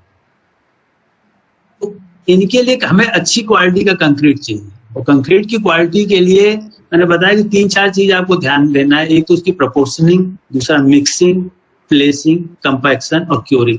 अगर ये पांचों चीज का हम ध्यान दे देंगे तो हमें एक अच्छी क्वालिटी का कंक्रीट मिल सकता है। खासकर जब भी आप मिक्सिंग करें तो आप मैनुअल मिक्सिंग मत करें। आजकल लोग मैनुअल मिक्सिंग करते थे, जो उसमें कई बार क्या होता है कि सीमेंट छोटे प्रोजेक्ट में तो चल जाता है, लेकिन अगर बड़ा प्रोजेक्ट है तो उसमें मैनुअल मिक्सिंग नहीं चलेगा, क्योंकि उसमें बालू और सब चीज आपस में मिल ही नहीं पाती। सीमेंट एक साइड रहेगा, बालू एक साइड रहेगा, तो उसके लिए हमें मिक्सर का यूज करना चाहिए। जब भी आप कोई प्रोजेक्ट करें तो एटलीस्ट आप इंश्योर करें कि मिक्सर के बिना उसको आप कंक्रीट की बैचिंग और मिक्सिंग मत करें। अच्छा, बैचिंग भी जब करें तो आपको पता होगा कि 2 टाइप की बैचिंग होती है, वॉल्यूम बैचिंग और वे बैचिंग। तो जब भी आप करें वेट से करें, वॉल्यूम से नहीं। वो तगाड़ी वाला जो सिस्टम है कि 2 तगाड़ी 3 तगाड़ी कर लेते, उससे न करके वेट करा के करें। उससे क्या होगा कि आपका जो सैंड का बल्किंग है वो उसमें आप पानी को निकाल देंगे। तो हमेशा हमें वेव बैचिंग करना और मिक्सचर का यूज करना। अगर ये 2 चीजें ध्यान देंगे तो मैं समझे आपकी पहली जो क्राइटेरिया थी प्रोपोर्शनिंग की वो सॉल्व होगी। दूसरा जो क्योरिंग, कई बार क्या होता है जब आप कंक्रीट डाल देते, मैंने बताया कि जो ओपीसी सीमेंट है, ऑर्डिनरी पोर्टलैंड सीमेंट, अब तो पीपीसी यूज होने लगा, उसमें हीट ऑफ हाइड्रेशन एक बहुत बड़ा रोल करता है। सीमेंट जो है एक ऐसा मटेरियल है कि जो बहुत तेजी से मॉइस्चर लेता है और हाइड्रेट होता है। ड्यूरिंग हाइड्रेशन ये बहुत ज्यादा हीट जनरेट करता है। अगर उस हीट को धीरे धीरे निकाला नहीं गया तो वो निकलेगा और क्रैक कर सकता है स्ट्रक्चर। उसको ठंडा करने के लिए हम क्या करते हैं, क्योरिंग करते हैं। तो क्योरिंग जो है अगर आप नहीं करेंगे तो आपकी करीब 30% तक स्ट्रेंथ खत्म हो सकती है। You are not doing curing जो है ये देखा गया है, रिसर्च किया हुआ है और ये देखा गया कि अगर आप क्योरिंग जो है नहीं करेंगे तो आपकी स्ट्रेंथ 30% अगर केवल हवा में ही रहने देंगे। ये देखिए लास्ट बॉटम लाइन जो है, अगर आप केवल हवा में रखेंगे और एक ऊपर वाली लाइन है जो आप इसको प्रॉपर क्योरिंग करें, इतना डिफरेंस जो आ रहा है, this is because of the curing वाली मटेरियल सेम है, सब कुछ सेम, केवल आपने हवा में रख दिया और एक तरह आपने तराई कर, तो इतना लॉस आपकी केवल क्योरिंग न करने के कारण। तो इसलिए हमें प्रॉपर क्योरिंग करना चाहिए। और अगर ये क्योरिंग न करे तो उसके और तरीके हैं और कि केमिकल चीज आप लगा सकते हैं, कई चीजें हैं जो आप कर सकते हैं और इस तरह आप जो है उसको उसके हीट को प्रॉपर डिसिमिनेट कर सकते हैं। टेस्टिंग की मैं बात कर रहा था कि लैब में छोटे छोटे टेस्ट हम लोग करते हैं कंक्रीट के और देखते हैं कि उसकी गुणवत्ता जो है, जो आप वहां बना रहे हो साइट पे, वो उस स्ट्रेंथ का कंक्रीट है भी कि नहीं है। उसके लिए हम क्यूब टेस्ट करते हैं या सिलेंडर टेस्ट करते हैं और लैब में लाकर टेस्ट करते हैं। तो इससे हम, जैसे मैं अभी करीब 5-6 मेडिकल कॉलेज का प्रोजेक्ट की क्वालिटी चेक कर रहा हूँ, गाजीपुर का, मिर्जापुर, प्रतापगढ़ और सिद्धार्थनगर, देवरिया, ये सब मेडिकल कॉलेज की क्वालिटी में चेक करता हूँ। तो जब हम वहाँ जाते हैं तो हर वीक पे जब भी उनका एक बैचिंग होती है तो उसमें वो क्यूब बना लेते हैं और हम लोग वहाँ जाते हैं साइट पे टेस्ट करते हैं। तो हमें देखते हैं कि जो हमारा कंक्रीट है उस ग्रेड का बना कि नहीं बना। ये बहुत इंपॉर्टेंट टेस्ट है ताकि आपको रेगुलरली पता चलता रहे कि आप जो है you are getting a desired quality of the concrete. अगर किसी जगह गलती से चला गया कुछ लो क्वालिटी का तो फिर वहां जाके आप उसको चेक कर सकते हो और उसको आप रिपेयर या जो भी करना हो आप वहाँ वो सोल्यूशन दे सकते हैं। ये बहुत जरूरी है कि हमारी क्वालिटी रेगुलर चेक हो, डायनामिक प्रोसेस, ऐसा नहीं कि एक ही बात चेक। जैसे अभी आपके इंजीनियरिंग में क्वालिटी की चेकिंग हो रही है कि ऐसा नहीं कि केवल जब फाइनल ईयर स्टूडेंट पास हो तभी आप उसकी क्वालिटी चेकिंग करो। अब ये हो रहा है कि हमेशा क्वालिटी चेकिंग होनी चाहिए कि स्टूडेंट हर सेमेस्टर में उसकी क्वालिटी सही आ रही है तभी वो फाइनल में जाके क्वालिटी चेकिंग। तो ये प्रोसेस जो है अब एडॉप्ट हो रही है क्वालिटी की और ये सब टेस्ट जो है हम लोग अपनी लैब में कराते हैं कि इससे हमें रेगुलर क्वालिटी मिलती रहती है। सिंपल टेस्ट है, इसके स्पेसिमेन बनाते हैं हम लोग फ्लेक्चर का और टेंशन का, स्प्लिट सिलेंडर का, और इससे हम देखते हैं tensile strength, compressive strength, flexural strength हमारे मटेरियल की क्या है। अब दूसरा तरीका एक और है कि नॉन डिस्ट्रक्टिव टेस्टिंग, जैसे डॉक्टर लोग आजकल बहुत से टेस्ट कर रहे हैं, अल्ट्रासाउंड कर रहे हैं और चीजों का, इसी तरह हमारे भी अपने स्ट्रक्चर की बहुत सी ऐसी टेस्ट है जिसमें तोड़ने की जरूरत भी नहीं है आपको। स्ट्रक्चर को सिंपली स्ट्रक्चर खड़ा है और आपको लग रहा है कि हमारे स्ट्रक्चर कोई प्रॉब्लम है या कोई दिक्कत है, तो इक्विपमेंट है, आप जाके उसकी टेस्ट कर सकते हैं। इसको बोलते हैं नॉन डिस्ट्रक्टिव टेस्टिंग। और ये सबसे सिंपल टेस्ट रिबाउंड हैमर है और रिबाउंड हैमर से हम जाके सिंपली इसको रिबाउंड करेंगे और ये रिबाउंड हैमर से हम पता लगा देंगे कि ये सरफेस कितना हार्ड है और इस हार्डनेस और इसकी स्ट्रेंथ के बीच में कोरिलेशन करते हैं और उससे हम पता लगा देते हैं कि हमारा जो कंक्रीट है किस ग्रेड का है। अगर खराब है तो उसको टोटल निकाल के नया कंक्रीट डाल सकते हैं। तो रिपेयर और रेट्रोफिटिंग, अगर कोई पुरानी बिल्डिंग है तो उसकी हेल्थ आप असेसमेंट कर सकते हैं कि बिल्डिंग को डिमोलिश किया जाए या इस बिल्डिंग को हम रिपेयर किया जाए या रेट्रोफिट किया जाए, तो उसके बीच में ये टेस्ट हमें करना पड़ता है। या कई बार ऐसा होता है कि ठेकेदार और उनका ओनर का झगड़ा हो जाता है कि मैं लो क्वालिटी का मटेरियल दिया इन्होंने, तो उस केस में कोर्ट भी कहता है कि रिबाउंड हैमर ये एनडीटी टेस्ट करके इंडिपेंडेंट पार्टी से और आप बताइए कि इसमें जो है क्या क्वालिटी की कंक्रीट लगी। तो ये सब बहुत ही सिंपल टेस्ट है और बहुत ही कास्ट इफेक्टिव भी है, जिसमें कोई तोड़ फोड़ की जरूरत नहीं। ये इसी तरह एक अल्ट्रासोनिक पल्स वेलोसिटी से अल्ट्रासाउंड होता है, वही इसका सिद्धांत है। और इसमें हम कंक्रीट के ऊपर जो है ट्रांसड्यूसर और रिसीवर से वेव डालते हैं और उसकी वेलोसिटी चेक करते हैं कि कंक्रीट में, जैसे ये हम लोगों ने रोड टेस्ट किया था, तो रोड में कंक्रीट की क्वालिटी टेस्ट के लिए दो रिसीवर और ट्रांसड्यूसर डाला और हमने देख लिया कितने सेकंड में यहाँ से वेव यहाँ तक पहुंचे और हमें लेंथ पता है, जिससे हम वेलोसिटी निकाल लिए और वेलोसिटी से हमें पता चल जाएगा वेलोसिटी 4.5 किलोमीटर पर सेकंड से ऊपर है तो उसका अंदर बहुत अच्छी क्वालिटी का कंक्रीट। अगर हमें वेलोसिटी कम मिलती है इसका मतलब वहाँ हवा है, वायर्ड है, क्रैक है, तो उस केस में हम क्या करते हैं कि उसको डाउटफुल मान के हम उसको रिजेक्ट कर सकते हैं और उसको रिपेयर या रेट्रोफिट के लिए बोल सकते हैं। तो इससे आपको क्या होगा कि आपकी अदरवाइज पूरी बिल्डिंग का आपको डिमोलिश करना पड़ेगा। तो एफोर्डेबल हाउसिंग जो इंजीनियर्ड हाउस है उसमें हमें कास्ट को कैसे बचाए, तो ये सब हम इंजीनियरिंग टेक्नोलॉजी टेक्निक अगर लगाएंगे तो हम अपनी गुणवत्ता को भी बढ़ाएंगे और कास्ट को भी कम करेंगे। और अगर आपकी बिल्डिंग की लाइफ 25 साल है और 20 साल में डैमेज हो रही हो बिल्डिंग, इसका तो 5 साल का तो आपने पैसा उसको बर्बादी होगी। तो अगर आप उसकी लाइफ बढ़ा सकते हैं तो इसका मतलब आपने कास्ट ही बचाया, तो that is a more economical. इसी तरह आप देखिए कि आजकल बिल्डिंग में आप देखिए बहुत ज्यादा स्टील यूज होने लगा है, हर जगह आप देखेंगे तो स्टील ही स्टील यूज होता है। और अगर आपको ये पता करना है कि इस बिल्डिंग में कितना स्टील यूज हुआ, कितना साइज का बार था और कितना नीचे है, कितना डीप में वो बार रखा, कवर कितना है, तो उसके लिए हमारे पास एक इक्विपमेंट आजकल बहुत पॉपुलर होता है जिसको बताते हैं रीबार लोकेटर या कवर मीटर। इससे आप जाके किसी ने कह दिया मैंने 16 मिलीमीटर का बार यूज किया और पता चला साइड में 12 का ही यूज करा, वो कास्ट अगर उसमें बढ़ गई और वो क्लेम कर रहा है 16 का, तो अब आप कैसे पता करेंगे। इस इक्विपमेंट की सहायता से आप पता कर सकते हैं कि कितने साइज का बार और कितने बार उसने यूज करा है, इससे आपको पता चल जाएगा, कोई तोड़फोड़ करने की जरूरत नहीं। तो हमें इंजीनियर्ड हाउस में इंजीनियरिंग ये सब इक्विपमेंट यूज करने पड़े, और ऐसा नहीं पुराने जमाने से ही चलना पड़ेगा, हमें नई टेक्नोलॉजी का सहारा लेना ही पड़ेगा। ये 1.5-2 लाख इक्विपमेंट है, लेकिन आप इसे कितने भी टेस्ट कर सकते हो। तो कई प्रोजेक्ट में जब हम इसको यूज करते हैं तो हमारा कास्ट भी निकल आता है and it become very cost effective. इसी तरह ये बड़ा सिंपल टेस्ट है कैपो टेस्ट, और ये जो है इतना वर्सेटाइल टेस्ट है कि इससे कंक्रीट की 90% स्ट्रेंथ आप पता कर सकते हैं, एक्चुअल में क्या स्ट्रेंथ है 90%, इसमें cut and pull out test होता है।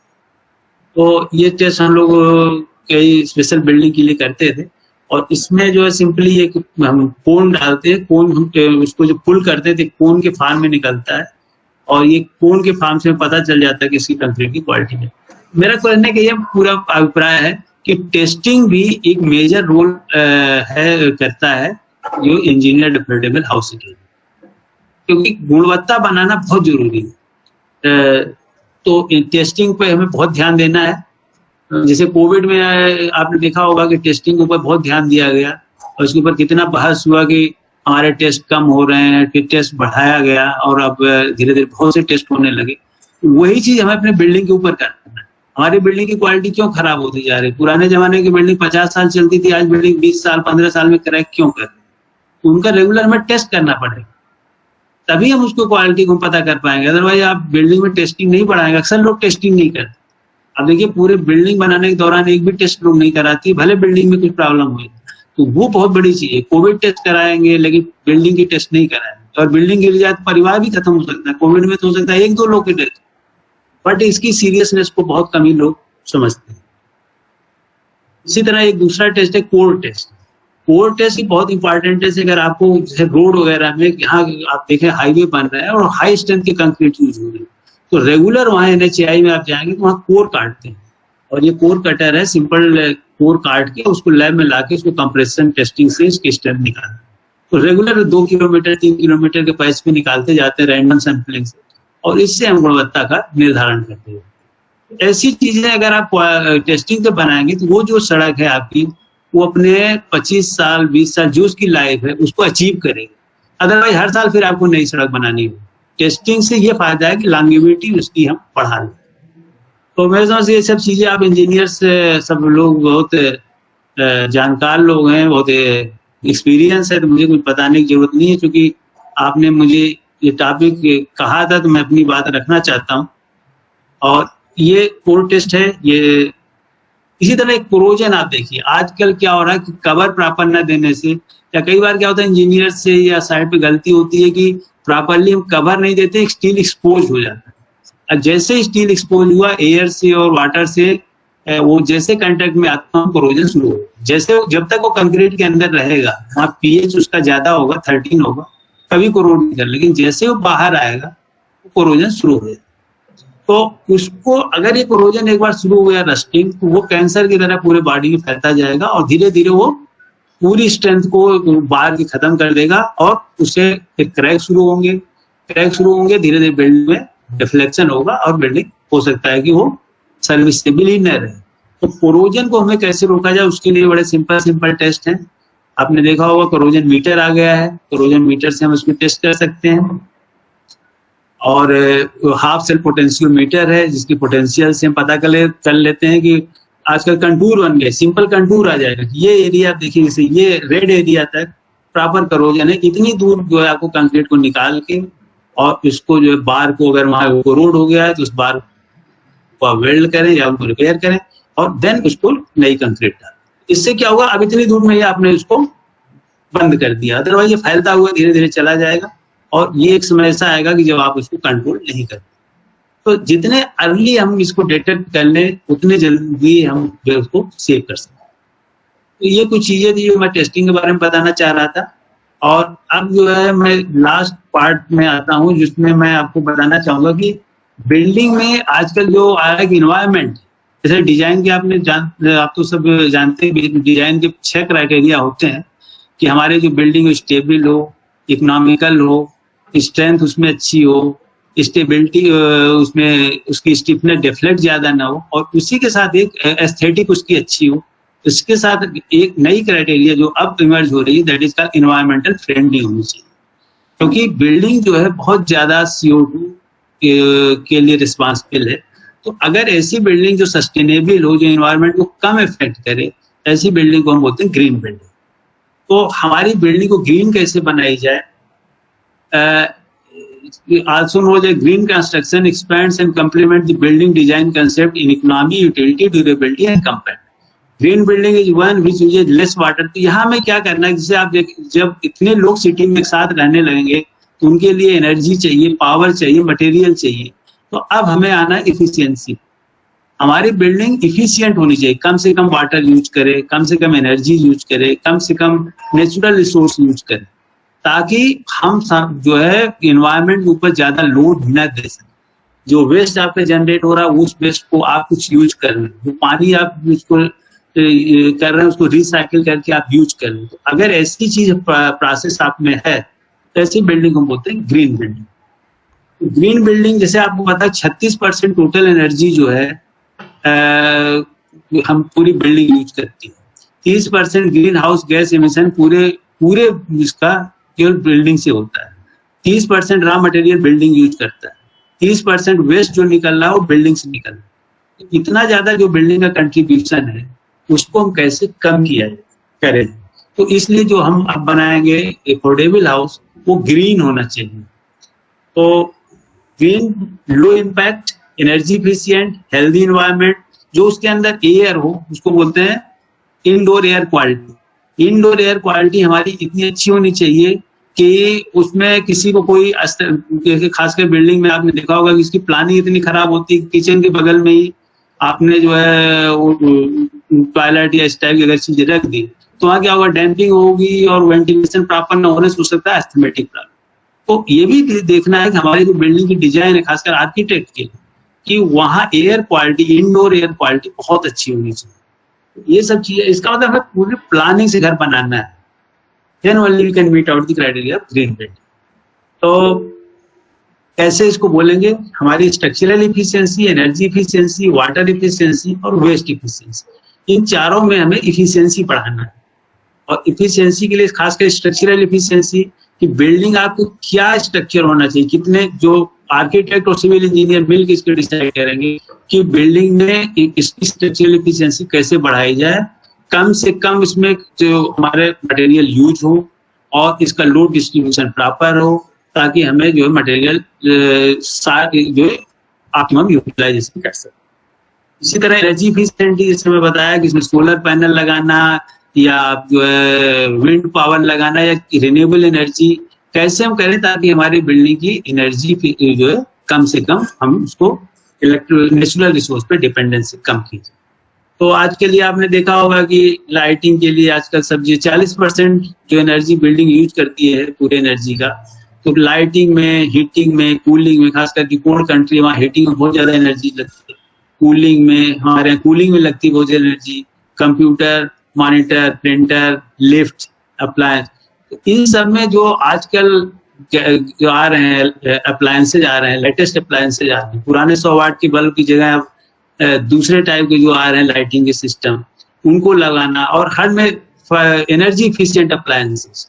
अगर इसको हम यूज करेंगे, आप देखिएगा कि आपकी बिल्डिंग में एनर्जी कम हो।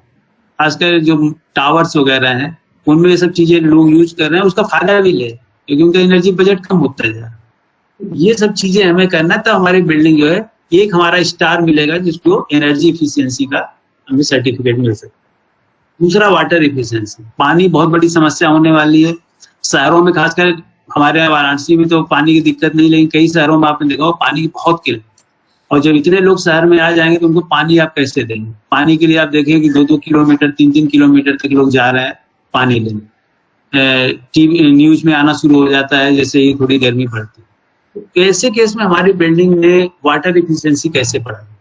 उसके लिए भी आजकल फिक्सर्स आ चुके हैं, खासकर ये ड्रिपिंग वाले पाइप, जो कि हाथ में जैसे आप करते हैं, जो ड्रिपिंग टाइप का आता है फिक्सर, ना कि पूरा फ्लो करता रहे पानी। और इसी तरह सावर का भी जो आता है, ड्रिपिंग टाइप के सावर आते हैं कि 20 सेकंड ऑटोमेटिक चलेगा, 90 सेकंड उसके बाद बंद। तो इनसे क्या होता है कि हम पानी को करीब, इनका कंजम्पशन 100 लीटर, ऑब्जेक्टिव यह है कि 100 लीटर पर डे एक आदमी पानी यूज करे। अभी हम लोग 200-250 लीटर पानी यूज करें। तो ये जो है उनका है, क्या नाम है, केप टाउन सिटी का। और केप टाउन सिटी में पानी की बहुत ज्यादा प्रॉब्लम है, और वो चाह रहे हैं कि इसको हम 50 लीटर लें। वो कह रहे हैं कि हम 50 लीटर पानी यूज करें। इसके लिए उन्होंने टारगेट दे रखा है कि हम शावर में 15 लीटर यूज करेंगे, डिशेज में इतना यूज करेंगे, इतना कुकिंग। उन्होंने अपने लोगों को बता रखा है कि पानी नहीं है हमारे पास, और आपको जो है स्मार्ट बनना होगा। अगर आप नहीं यूज करेंगे तो आपको पानी नहीं। तो now people are trying to, they have given this day 0। तो इस टाइप की चीजें जो है धीरे धीरे शहरों में आ रही है, और कुछ दिन में हम सबके पास आएगी। तो हमारी हैबिट होनी चाहिए कि हम पानी को कम से कम जो है इस्तेमाल करें और वेस्ट न करें।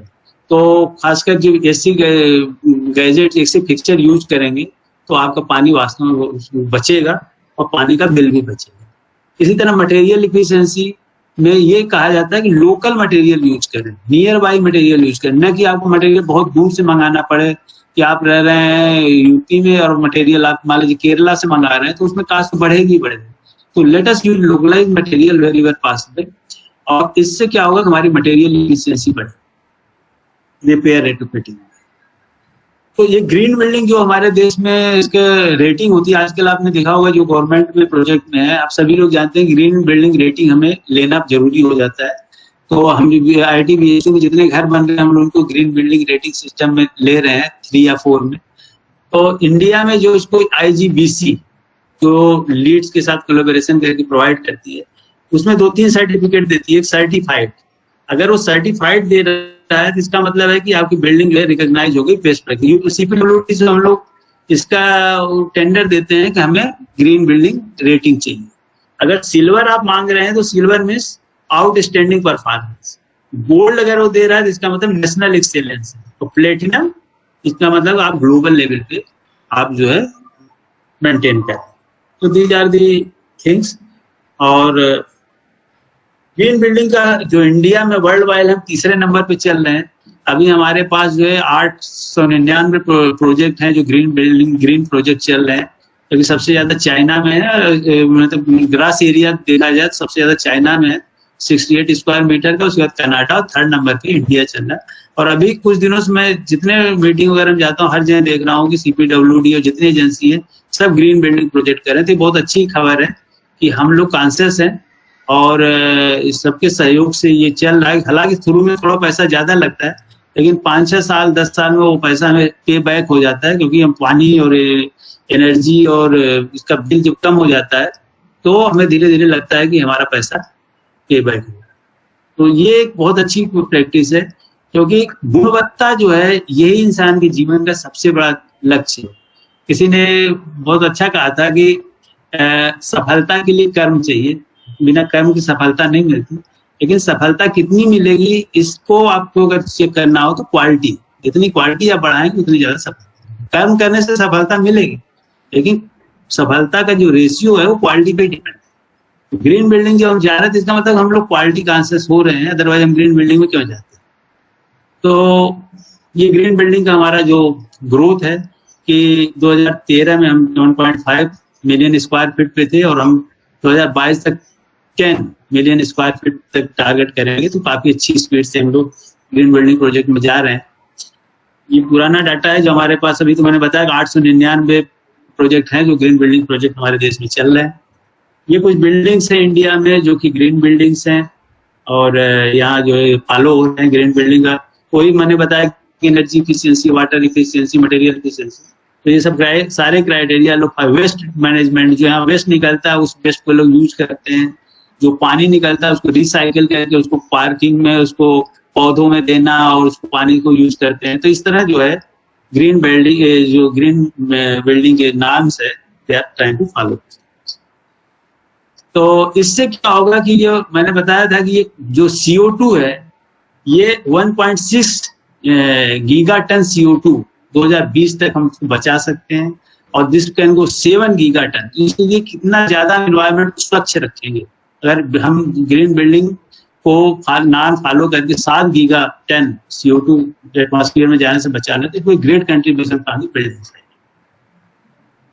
ये कोई बिल्डिंग है जो कि मैंने बताया कि ग्रीन बिल्डिंग है, चेन्नई का है या हैदराबाद का है। So these are the things. तो with this I come to the end of my talk. मैं यही कहना चाहूंगा कि after 75 years of the independence we have yet not been able to provide engineered affordable house to our citizens. To achieve this goal, various massive plans are being taken up by the government. Characterization of building material and adaptation of green building concepts will ensure the quality, safety and durability of these mass constructions. Houses such constructed will be long lasting, economical and will fulfill the dreams of the people. तो ये कि जो हमें quality concept और green building concept in सबको हमें adopt करना चाहिए, ताकि हो सकता है कि आज वो खर्चा ज्यादा हो, वो कास्ट ज्यादा बढ़े, लेकिन आप देखेंगे कि धीरे धीरे ये बिल्डिंग आपकी ज्यादा चलेगी, आपका बजट कम आएगा, तो फिर लगेगा कि ये बिल्डिंग लॉन्ग रन में इकोनॉमिकल है। ये कुछ ग्रीन बिल्डिंग के कुछ शहरों में जहाँ प्रधानमंत्री आवास योजना की तरह जो घर दिए जा रहे हैं, इस टाइप के घर बना के लोग दे भी रहे हैं। लास्ट में not the least I will try to quote the महान इंजीनियर और father of engineering sir Mokshagundam Visvesvaraya ji को, उनको याद करते हुए, नमन करते हुए मैं ये कहना चाहूँगा, उन्होंने एक सेंटेंस कहा था, टू गिव रियल सर्विस। जैसे इंजीनियर हमारा रोल क्या है? हमारा रोल है सर्विस करना, to serve the society. Engineering में इंजीनियर में to serve service to the society. तो to give real service you must add something which cannot be bought or measured with money. तो बहुत ही कि आप उस चीज को पैसे से नहीं जोड़ सकते, आप कुछ ऐसी समाज की चीज कह रहे हैं जो दिल से, हर आदमी पैसे से करना चाहेगा तो वो एक सर्विस नहीं हो सकती। सर्विस हमेशा दिल से की जाती है, जहाँ कोई एक्सपेक्टेशन नहीं रहते, you just want to serve the society. क्यों करना चाहते हैं? Because it give me pleasure, it give me happiness. This was the vision of Visvesvaraya ji, और हम सभी लोग इंजीनियर हैं, उन्हीं के पद चिन्हों पे चलते हुए अगर हम इसको अडॉप्ट करेंगे तो शायद हम भी समाज के लिए, जैसे विश्वेश्वरैया जी करके गए, उनके पद चिन्हों पे करते हुए शायद हम लोग भी कुछ समाज की अच्छी सेवा कर पाएंगे। और इसके साथ ही मैं अपनी वाणी को विराम देता हूँ। I thank professor SN Upadhyay sir for giving me this platform, कि इतने बड़े मंच से मुझे अपनी बात को कहने का मौका दिया आपने सर, और इंस्टीट्यूशन ऑफ इंजीनियर्स के समस्त पदाधिकारी, संतोष जी और शाह सर, रामजी अग्रवाल सर, सभी लोगों को मैं बहुत बहुत धन्यवाद देता हूं कि आप लोगों ने मुझे अपॉर्चुनिटी दी अपनी बात की। Thank you sir, thank you from my side. Thank you professor के पाठक सर। और मैं सभी ऑडियंस को इन्फॉर्म करना चाहूंगा, ये हमारा प्रोग्राम हमारे फेसबुक पेज पर लाइव रहा है, और मैं क्वेश्चन आंसर जो हमारा शेड्यूल ऑफ प्रोग्राम है, नेक्स्ट मैं बढ़ता हूं और क्वेश्चन एंड आंसर सेशन में मैं सभी ऑडियंस से रिक्वेस्ट करता हूं कि अगर वो कोई क्वेरीज हो, कोई क्वेश्चंस हो तो अपने बीच रखें, सिक्वेंसली रखें। माइक्रोफोन तभी ऑन करें प्लीज, माइक्रोफोन तभी ऑन करें जब क्वेश्चन स्टार्ट करना है। One by one please. और हमारा फेसबुक पे ये प्रोग्राम लाइव है और रिकॉर्डिंग भी फेसबुक पे रहेगी, इसलिए to the point please, till the completion of our schedule, to the point please. Yes sir, please. Secretary साहब अगर इजाजत दे तो मेरे 2-3 प्रश्न हैं। Most welcome sir, most welcome. धन्यवाद पाठक जी, आपने बहुत बढ़िया लेक्चर दिया। 2-3 प्रश्न है मेरे। एक तो मैं जानना चाह रहा था बस कॉमन जनरल अवेयरनेस के लिए कि IIT BHU में भी कोई ग्रीन बिल्डिंग बन रही है या नहीं? बहुत सारे प्रोजेक्ट चल रहे हैं, उनमें कोई ग्रीन बिल्डिंग चल रहा है क्या?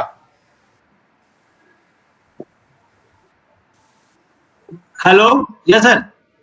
हाँ, अपने IIT BHU में कई सारी बिल्डिंग बन रही है, इंडोर स्टेडियम भी बन रहा है, तमाम टावर्स भी खड़े हो रहे हैं, कुछ फैकल्टी क्वार्टर्स भी खड़े हुए हैं। तो क्या उसमें कोई ग्रीन बिल्डिंग भी है? अगर है तो किस ग्रेड में है? सिल्वर है, गोल्ड है, प्लैटिनम है, क्या है? नहीं सर, ये सर्टिफाइड का केवल है हमारे पास।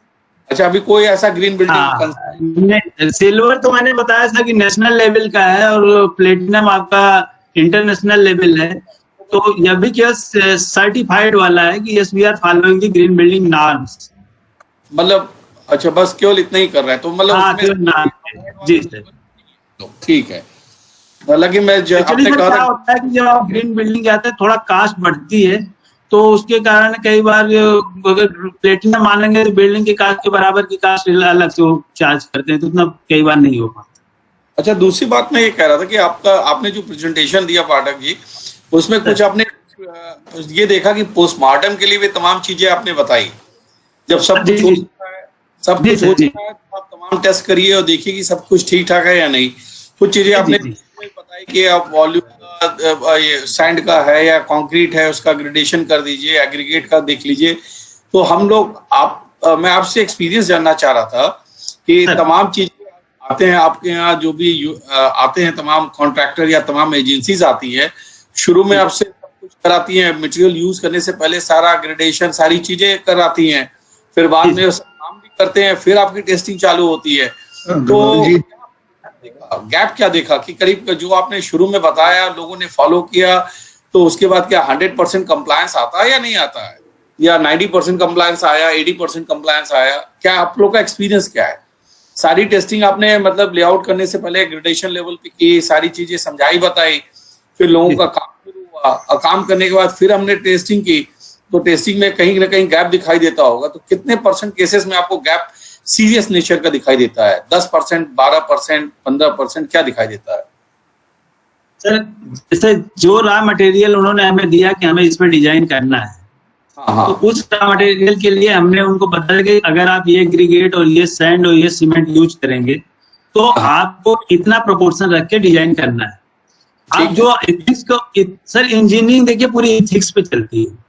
अगर आदमी इथिक्स को इंजीनियरिंग में नहीं फॉलो करेगा तो इंजीनियरिंग का कोई मतलब नहीं। अब वो ऐसी चीजें भी साइड पे कई बार आई है जो कि शायद हमें नहीं बताना चाहिए, कि उन्होंने क्या किया कि दूसरा लोकल सैंड यूज कर ली, या वो जो एग्रीगेट उन्होंने साइज का था उन्होंने लेके दूसरा सैंड यूज कर ली।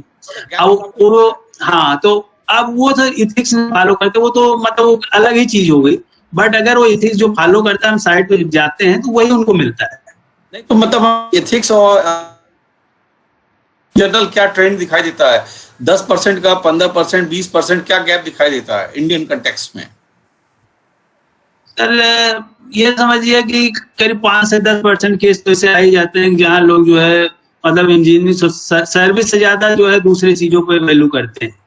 थर्ड चीज है मेरा अपना कि क्या अपने सिविल इंजीनियरिंग में इतना बड़ा प्रोसेस है, सारी चीजें, जैसे हम लोग मैकेनिकल इंजीनियर हैं तो हमारे प्रोसेसिंग है, आप भी क्वालिटी के बारे में जानते हैं अच्छे से, और आपने तमाम को सहायता भी की है, तो उसमें ऑनलाइन मॉनिटरिंग का भी अपना एक प्रोविजन है, हम कर सकते हैं बहुत हद तक ऑनलाइन हम मॉनिटरिंग कर सकते हैं।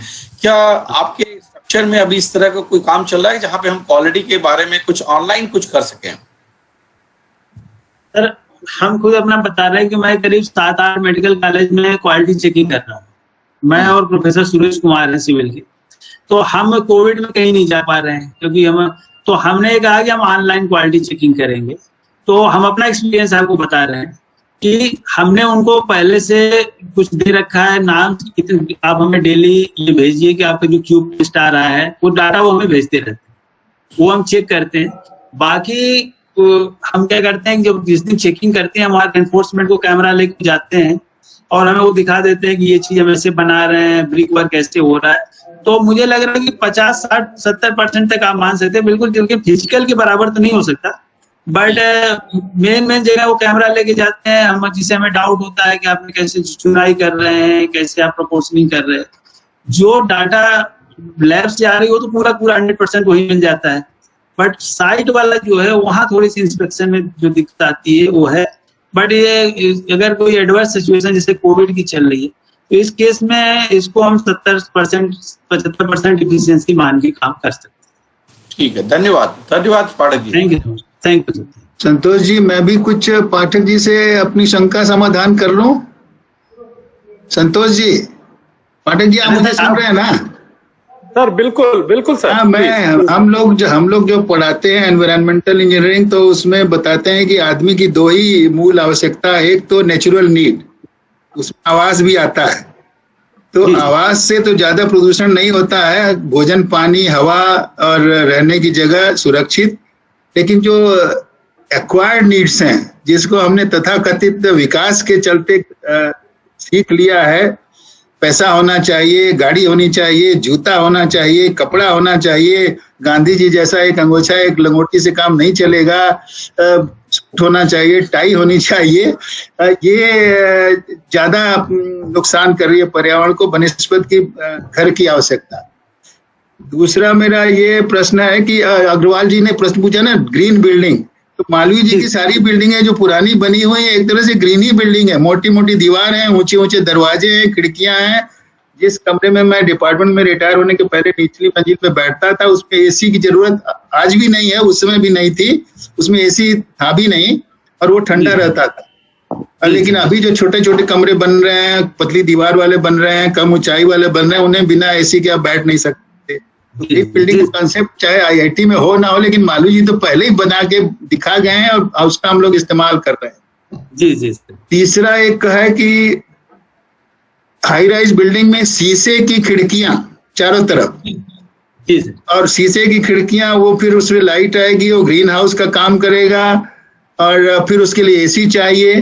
तो क्या इंडिया के लिए जैसे ट्रॉपिकल कंट्री के देश के लिए उस टेक्नोलॉजी को प्रमोट करना ठीक है? चाहे दिल्ली हो, चाहे नोएडा हो, चाहे बेंगलोर हो, चाहे मुंबई हो, ये ग्लास की चारों तरफ पूरा कंप्यूटर बिल्डिंग बाहर से लगता है केवल ग्लास ही ग्लास का है। अगर पिलर ना दिखे, अंदर के जो स्ट्रक्चर ना दिखे, तो सब शीशे का ही दिखाई देता है। हमारे यहाँ बिजली की कमी है, हमारे यहाँ जरूरत नहीं है, तो हमको इस तरह के ग्लास हाउसेस या पूरा का पूरा आधा से ज्यादा खिड़की दरवाजे सब शीशे का बना के प्रचार प्रसार करने की जरूरत है, उसमें कुछ परिवर्तन करने की जरूरत है। थैंक यू सर, बहुत ही वैलिड चीज आपने पूछी कि जैसे सबसे पहले तो मैं जो अपने हमारी जो बिल्डिंग है BHU की, उसके बारे में बताना चाहूंगा कि मैं G1 G2 सिविल इंजीनियरिंग के अपने क्लासरूम जो देखे हैं, उस क्लासरूम में आज भी सर अगर लाइट ना हो, ऐसी प्लानिंग की गई है कि उसमें हमेशा लाइट अपने आप आती है, वेंटिलेशन होता रहता है, कभी भी आप उसमें चाहे बिजली हो चाहे ना, आप उसमें क्लास ले सकते हैं। तो वो प्रकार से वो ग्रीन बिल्डिंग ही है। हमारे G1 G2 G3 जितने लेक्चर हैं, हम लोग बिना बिजली के उसमें अच्छे से पढ़ा लेते हैं, और उसमें किसी प्रकार की इलेक्ट्रिसिटी की जरूरत ना हो तभी काम चल जाता है। तो जो आपने बताया कि हाइट कितनी होनी चाहिए, इतने लोगों के इतने अगर 60 या 70 स्टूडेंट का रूम है तो कितनी हाइट होनी चाहिए। और ऊपर आपने देखा होगा कि वेंटिलेटर जो लगाए हुए हैं, सब बिल्डिंग में प्रॉपर वेंटिलेटर है, विंडो के ऊपर एक वेंटिलेटर होता है। आजकल जो बिल्डिंग बने उसमें कोई वेंटिलेटर सिस्टम खत्म ही हो गया, अब केवल विंडो बची हुई है। तो उसके कारण क्या हो, जैसे आप कमरे में, अच्छा दूसरी एक ही सर्कुलेशन, जो कि बिल्डिंग डिजाइन का प्रॉपर कंसेप्ट है कि there should be proper circulation. आप घरों में देखिए क्रॉस सर्कुलेशन बिल्कुल बंद, उसके कारण क्या होता है, आदमी सोचता है मैं एसी से काम चलाऊंगा, और इसके कारण इंडोर एयर क्वालिटी हमारी खराब होती जा रही है।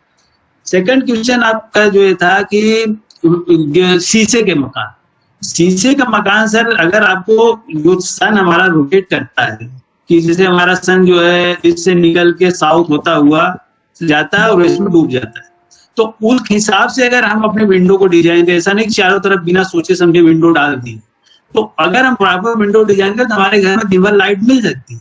और ज्यादा आप विंडो बनाएंगे तो आपको एसी लगाना ही पड़ेगा, क्योंकि हीट आएगी, और पतली आपकी जो शीशा है वो हीट को रोक नहीं पाएगा, और हमारे देश में जो है सबसे ज्यादा हीटिंग में बिजली खर्च होती है। तो वो प्रॉपर फंक्शनिंग, मैं आर्किटेक्चर डिपार्टमेंट में यही उन लोगों से कह रहा हूँ कि आर्किटेक्ट को ध्यान देना चाहिए कि आप जो ओरिएंटेशन रख रहे हो कमरों का, वो उसको प्रॉपर ध्यान दीजिए। कुछ भी आप बना के चले गए तो अगर हमारे देश में अगर हम आर्किटेक्ट और सिविल इंजीनियर इन चीजों पे ध्यान दें, हम लोग अमेरिकन नकल कर रहे हैं, ओल्ड कंट्री की नकल पे हम लोग अपनी बिल्डिंग डिजाइन कर रहे हैं। तो जब हम वास्तु की बात करते हैं या इंडियन कल्चर की, तो उसको कई लोग कहते हैं कि ये इसकी जरूरत नहीं है।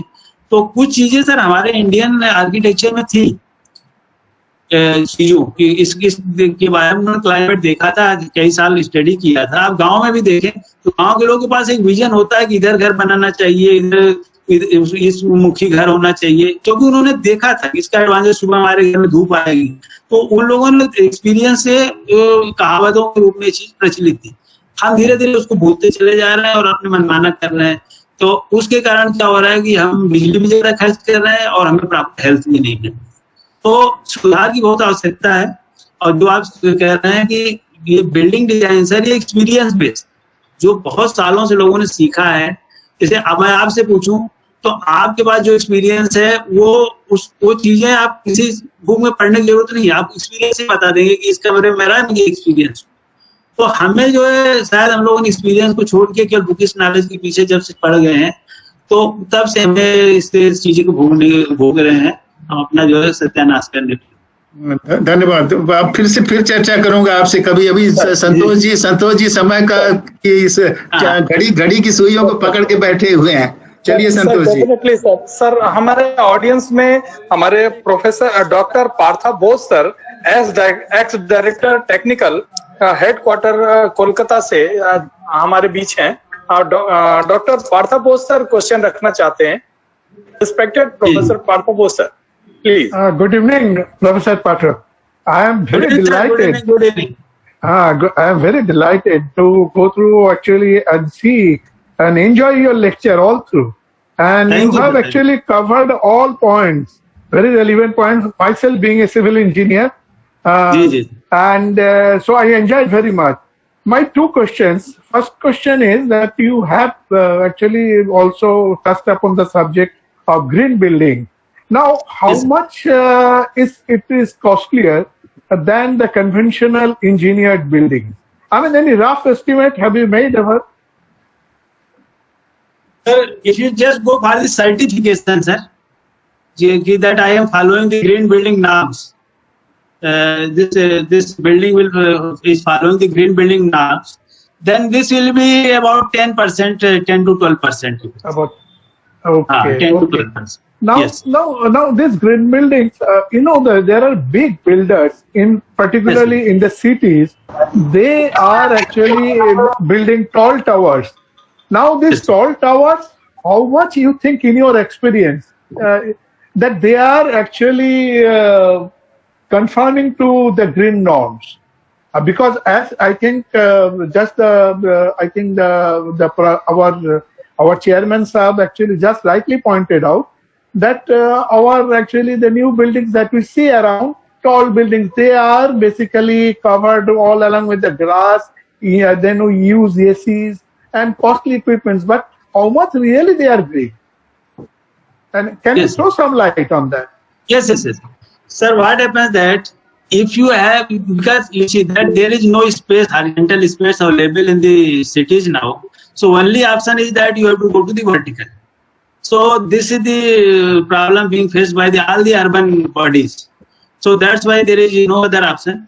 If an architect is good, sir, then he can plan the building orientation in such a way that your blasting, what Upadhyaya sir has asked, that he will put the orientation of the building in such a way that you will get the maximum sunlight and you don't have to use any of this thing. As far as the green building concept is concerned, I will say that if you have one single tower, then it is very easy to implement a green building concept because whole water you will get, you can recycle whole water over there. So green building concept can be very easily implemented over there because it is a societal type of thing, and in limited area you can manage very well. So this is in a society, if you see that suppose you live in a society, tower. So there you see that how many families are living and they are using same common facility. If everybody has independent house, then he has to use different and so much energy and material will be required. So in this way, in a big tower properly designed, it is very easy to implement the green building. Right, sir. Sir, my last question is, Yes, you sir. have also actually talked about slum dwellings. Now, Yes, we have sir. seen during our recent pandemic, that the slum dwellings are also posing a major threat because actually the lot of infections are taking place over there. And in such a country like India where there's a big population, you think actually how much actually the state government, the center should actually make a plan to control this, the unplanned growth of slum dwellings. I mean, can we really do something about so that, now we talk about the social distancing, how the slum Yes. dwellers can afford to have social, distancing when there are hardly about maybe in a 6 foot by 6 foot actually space, about 4 or 5 people actually scrambles into it. I mean, how much? And don't you think that this is the need of the hour that a government should come out and actually make a plan that, okay, because slum dwellers are going to stay and they are not going to go out of the country or anything like that. So I think, in my opinion, I think there is an urgent need that there is a regulation or some kind of planning should be made to have a proper slum dwelling unit in all around, because in all cities the slum dwellers are there and we have to live with them. But the thing is, the conditions and also the problem of their health and safety, I think, should be taken care of. I mean, how do you think we should address this problem? Yes, yes, yes. Sir, you are very valid point, and this is creating a lot of hygiene problem to our citizen. So that's why this Prime Minister Awas Yojana, if you see that there are 3 groups there, economically weaker section whose annual income is 1 lakh, up to 1 lakh. And then 1 to 3 is the middle MIG, and then there is the LIG and then MIG. 1 to 3 lakh is LIG and 3 to 10 lakh is MIG. So government is giving them affordable rate, this thing, that they can have their own house, affordable house. Prime Minister Awas Yojana, 2 crore what they are giving, we are making. So it is supposed that by 2022, everybody in the city, they will have a house. So up to 1 lakh income will be there in one family. So the 300 square feet house they will get, and they have to leave this slum. This area the government will take and they will give them a house, and they have to pay 30%. So suppose whatever income they are getting annually is 30% they will pay as the loan, and then within 10-15 years the whole loan will be paid and they will get their own house. So this is the plan, and by 2022 everybody will get the house. Okay, we should hope. Thank you, sir. Thank you From very much. Kolkata, and it was our Thank you pleasure very to much. have you. Thank you, sir. Professor Pathak and Professor Bose, I would like to add that when Dr. Kalam was our president, he launched a scheme known as Pura, providing urban amenities in rural area. And those Yes, sir. amenities were house, good connectivity, hospital, school, Yes, and sir. so that people who are living in villages can come to city, work, and go back to their village and live there. I do Yes, not sir, know yes. what. Yes, sir. Sir, Thank you, sir, for People- highlighting that. People come to cities only for doing job or some work, and they settle Yes, sir. here because it's difficult for them to go back. So if Yes, sir. that provision is made in villages, less people will come to live in city, and the slums will Quite not. right. Quite right. Yes, sir. Yes, sir. Quite right, sir. Thank you. Thank you. Sir, if you permit, sir, Mr. Chairman, I have a point to make. Please. So, Pathak ji, like maybe just now you said, like maybe when you talk about low income group and then you talk in terms of Yes, sir. Yes, sir. square feet of area that you are going to provide, Yes, you, sir. you need to educate the people. See, like this, we simply talk we are giving a full apartment which has 3 dimensions, and Yes, we sir. educate people to use the space in 2 dimensions. This is bad. Yes, sir. Yes, yes, yes, yes. And maybe a blueprint has to be designed saying that, look, maybe how is it that we can make effective Yes, use of the space in the 3rd dimension? Is it necessary Yes, that we have to sleep side by side? Can't we sleep maybe one above the other? Like maybe what should be Yes, the sir. orientation of fan? So on and so forth. So like maybe we had to talk in terms of a complete solution. Maybe the fan need not be only in the center and the air should come only from the top. It can be any. So like maybe you have maybe simply saying that maybe we are going to provide you a floor area this much. That's not the complete solution. Probably the whole thinking has to change.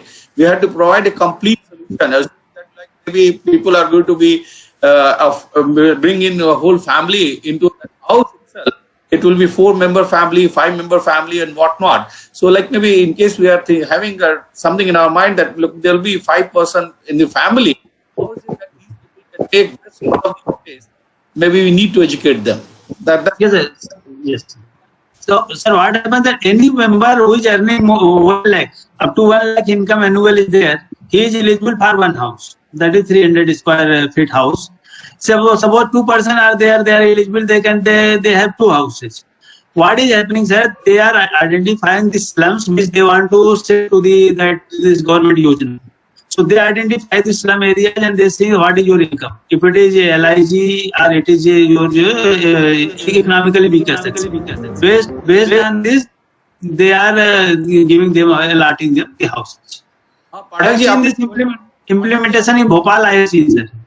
I have seen in Bhopal. Pathak ji, मैंने जो बात कही है वो ये कही है कि आप 2 डायमेंशनल स्पेस के आधार पे आप फैसिलिटी दे रहे हैं, लेकिन आदमी को ये भी एजुकेट कीजिए कि 3rd डायमेंशन को कैसे वो बढ़िया से यूज कर सके, उसके लिए किस तरह का फर्नीचर हो, क्या ओरिएंटेशन हो, जिससे वो स्पेस का इफेक्टिव यूज करके अच्छे ढंग से रह सके। इतनी बात मैं ऐड करना चाह रहा था कि now maybe just saying that look maybe we are giving you space, we should say that we are giving you a complete solution for the efficient use of the space being provided to you. Sir, वो architect ने जो drawing बनाया तो 5 family member के हिसाब से उसकी planning की गई है, जो बिल्डिंग उनको दी जा रही है। मैंने देखा बड़ा कन्वेंशनल डिजाइन है पाठक जी, अभी बहुत ही अच्छा जी डायमेंशन का कैसे इफेक्टिव यूज करना है, अभी कोई बिल्डर उसके बारे में बात नहीं कर रहा, कोई आर्किटेक्ट बात ही नहीं कर रहा। मैं ये बात कर रहा हूँ। आप जापान में जाएंगे तो जापान में आप देखेंगे कमरे हैं, लेकिन 3rd डायमेंशन इफेक्टिवली यूज करते हैं। मैं उस और आपके ओर ध्यान लाना चाह रहा था। एक्चुअली सर, जो स्लम एरिया में स्पेस यूज करने के लिए बनारसी स्टाइल में गद्दा बिछाइए, मसनद लगाइए, सोफा की जरूरत क्या है? Sir, respected audience, any question more? Please. Professor T.R. Mankhand sir, your microphone is on. Would you like to ask any question, sir, please? अरे मेरी आवाज सुनाई दे रही है कि नहीं? बिल्कुल आ रही है सर, बिल्कुल आ रही है। मेरा 2 क्वेश्चन है। एक तो ये जो ग्रीन बिल्डिंग के कोई स्टैंडर्ड फॉर्म्स नॉर्म्स है क्या? We can distinguish one building from another as a green building and non green building. दूसरी बात ये है कि आयरन का, रॉड का या जो सरिया का करोजन रोकने के लिए क्या गैल्वेनाइज्ड स्टील को भी यूज कर सकते हैं? Because that will reduce the corrosion of iron and it will increase the life of the building. Yes, sir. Please enter your microphone, sir. Professor T.R. Mankhand, sir, please enter your microphone. Oh, sorry, camera, sir. Sorry. Please enter your camera, sir. Sir, मैं answer दूं sir के बता। Sir, आपने जो कहा कि कोई conventional building है उसको ग्रीन में कन्वर्ट कर सकते हैं कि नहीं, तो सर इसका असेसमेंट होता है बिल्डिंग का कि हमारी बिल्डिंग जो है आज कितनी एनर्जी कंज्यूम कर रही है। अगर किसी बिल्डिंग को आपको ग्रीन बनाना है, उसको बिल्डिंग को, पुरानी बिल्डिंग है, बहुत साल पुरानी बिल्डिंग है, तो उसको ग्रीन कन्वर्ट करने के लिए असेसमेंट करते हैं कि मटेरियल इफिशियंसी और एनर्जी इफिशियंसी, वाटर इफिशियंसी। जैसे वाटर में मैं बताया कि सर सारे गैजेट, सारे फिक्सर बदल देंगे, कम पानी यूज करने वाले फिक्सर लगाएंगे। बिजली के लिए आप वहाँ कुछ ऐसी चीज लगाए जो बाहरी बिजली कम यूज करके अपनी जनरेट करी हुई बिजली को यूज करे, तो उसमें आप सोलर पैनल या कुछ लगाएंगे। आप जो है खिड़कियों को पूरा चेंज करेंगे, रूफिंग को चेंज करेंगे ताकि कम से कम जो है इलेक्ट्रिसिटी यूज हो, एयर कंडीशनिंग कम से कम यूज हो। तो इस तरह से आप पुरानी बिल्डिंग को भी ग्रीन बदल सकते हैं। We have done some project in this regard. तो उसके लिए सबसे पहले असेसमेंट होता है, फिर इंजीनियरिंग इंटरवेंशन किया जाता है, and then we apply for the assessment. तो 3rd पार्टी असेसमेंट होगा, वो आगे चेक करेगा कि हमारी बिल्डिंग को क्या रेटिंग देना है। जैसे पुराने होटल आपने देखा होगा सर, बहुत पुराने बने हुए, वो आज ग्रीन बिल्डिंग बन चुके हैं, इसी बेस पे उनको बनाया है। क्या टैक्स बेनिफिट वगैरह या हाउस टैक्स वगैरह में कोई रिडक्शन है? सर की आवाज नहीं, मैं कह रहा हूँ इससे कोई टैक्स बेनिफिट है? हाउस टैक्स या ग्रीन बिल्डिंग करने में is there any benefit, monetary benefit है क्या? हाँ सर, वो उसमें गवर्नमेंट की तरफ से अगर आप ग्रीन बिल्डिंग कर रहे हैं तो उसमें शायद एनर्जी का बजट का भी एक प्रोविजन है। दूसरा क्या है कि आपको, हाँ,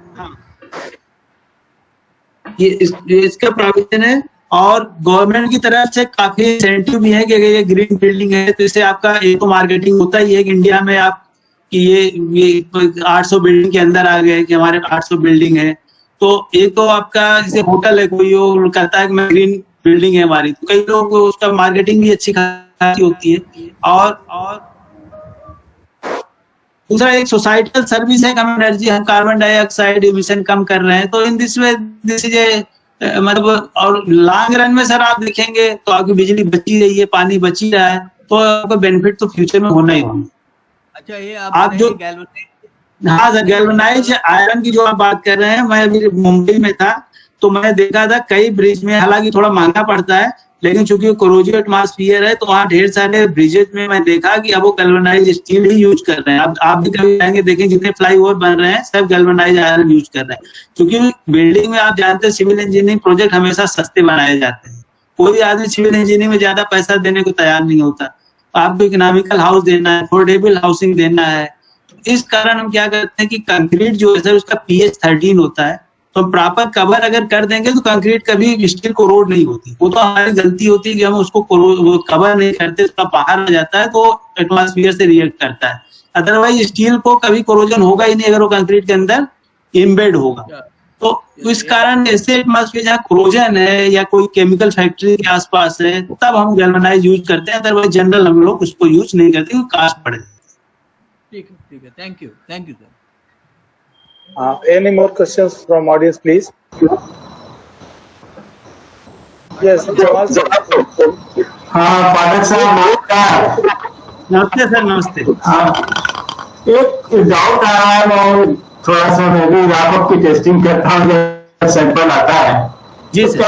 एक सैंपल लेके आया, 5 सैंपल लेके आया और हजारों टन मटेरियल यूज कर रहा है, तो कैसे इसको कहा जाए कि this is the representative sample which you are going to use in your construction? चाहे तो एक ग्रेनाइट स्लैब की बात कर ले, मार्बल की बात कर ले, या कोर्स जो है फाइन है, उसको कैसे कहा जाए कि this is the quality which is going to maintain for 1 year? 1 साल 2 साल तक कंस्ट्रक्शन चलता है, बालू कंटिन्यूस आ रहा है, गिट्टी कंटिन्यूस आ रही है, तो how you are going to check it? Sir आपने सर आपने जिस एजेंसी के लिए जैसे मान लीजिए आपने CPWD के लिए चेक, ठीक है सर, तो अब CPWD ने आपको दिया कि ये सैंपल ग्रेनाइट का आप चेक करें, आपने चेक करके दे दिया कि इसकी जो हार्डनेस या इसकी स्क्रैचिंग या जो भी है इसका इतना है। अब वो उनकी जिम्मेदारी है कि उसी ब्रांड का सैंपल वही सैंपल यूज कराएं, क्योंकि आपका काम तो रिपोर्ट देना है, आपने दे दिया क्वालिटी। अब क्वालिटी इंप्लीमेंट कराने के लिए वो एजेंसी जिम्मेदार है, अगर वो नहीं एजेंसी इंप्लीमेंट करे तो आपका हम लोग क्या करें? नहीं सर, मैं आपको दूसरी तरफ ले जाना था। नेचर एक सा मटेरियल पैदा नहीं करता, there is natural variation in the quality. यहाँ से हाँ ठीक है सर। नेचुरल वेरिएशन मतलब कि आप ये कह रहे हैं कि सैंपल में वेरिएशन जो होता है उसकी बात कर रहे हैं। वो वेरी करेगा नहीं करेगा मटेरियल में, अगर कंटिन्यूअस माइनिंग कर रहे हैं तो सर हम 5 सैंपल लेते हैं ना, 5 सैंपल का एवरेज लेते हैं, तो 5 सैंपल का एवरेज के आप रैंडम वेरिएशन भी लेते हैं और 5 में से हम देख लेते हैं कि अगर मान लो 5 उसके क्राइटेरिया एक इंडिविजुअल और कंबाइंड का अगर उस क्राइटेरिया फॉलो नहीं कर रहा है तो रिजेक्ट कर देंगे। अगर 5 सैंपल मिनिमम क्राइटेरिया फॉलो करे तभी हम उसको रेकमेंड करेंगे to be used. Okay sir, thank you. Any more questions from audience? Sir, any questions from audience, please? अब कोई नहीं है संतोष जी, आप धन्यवाद की व्यवस्था। Sir, thank you so much, sir. According to the instructions issued by our respected chairman, sir, I would like to proceed. And now our minute to minute, according to minute program, I would like to present certificate and memento to Professor K.K. Pathak sir on behalf of Professor S.N. Upadhyay sir, our chairman sir. Respected chairman sir, if you permit me, then I would like to present. Please Pathak ji, कुछ पत्रम पुष्पम हम लोग सब लोगों की ओर से है आपको। जी सर, ये certificate sir on behalf of the institution of engineers Varanasi local thank you sir, centre, thank you sir. ये प्रेजेंट किया जा रहा है sir. And now I would like to present the memento. Thank you और ये physically sir ये आपके पास पहुंचाया जाएगा the institution of engineers Varanasi local centre के द्वारा। Thank you so much sir, thank you. Most welcome sir, most welcome. Corona खत्म हो जाएगा तो हम लोग आपके साथ बैठ के कुछ चाय समोसा खाया पिया जाएगा। Sorry, our program is live till now, sir.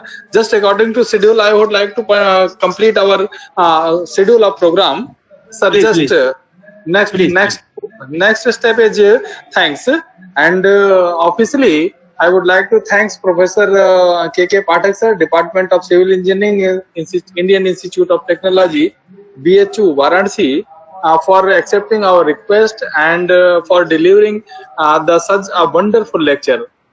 Sir, a lot of thanks to you. And now I would like to thanks our chairman sir, respected Professor S.N. Upadhyay sir, for permitting me for organizing the program. And I would like to thanks Professor Anil Kumar Agrawal sir, former chairman Varanasi Local Center, and thanks Professor S.K. Shah sir for accepting our request to present the biodata of Professor K.K. Pathak sir. I would like to thanks Professor Ramji Agrawal sir for our encouragement, and I would like to thanks again to Engineer Sanjeev Kumar Gupta sir for accepting our request to present the theme of today's Habitat Day, World Habitat Day. I would like to thanks Professor Arif Jamal sir. I would like to thanks Professor P. Bhardwaj sir, Dr. Bipin Srivastava sir, Dr. J.P. Srivastava sir, Professor T.R. Mankhand sir, Professor Kripa Shankar sir, and Engineer Vinay Shukla sir. Evergreen audience, evergreen, ever present, our ever present audience, Engineer Vinay Shukla sir, Engineer V.B. Singh, Council Member, our headquarter Kolkata, and also special thanks to Dr. Partha Bose, ex-Director Technical, the Institution of Engineers, headquarter Kolkata. A lot of thanks sir to all of you. A lot of thanks. Thank you so much.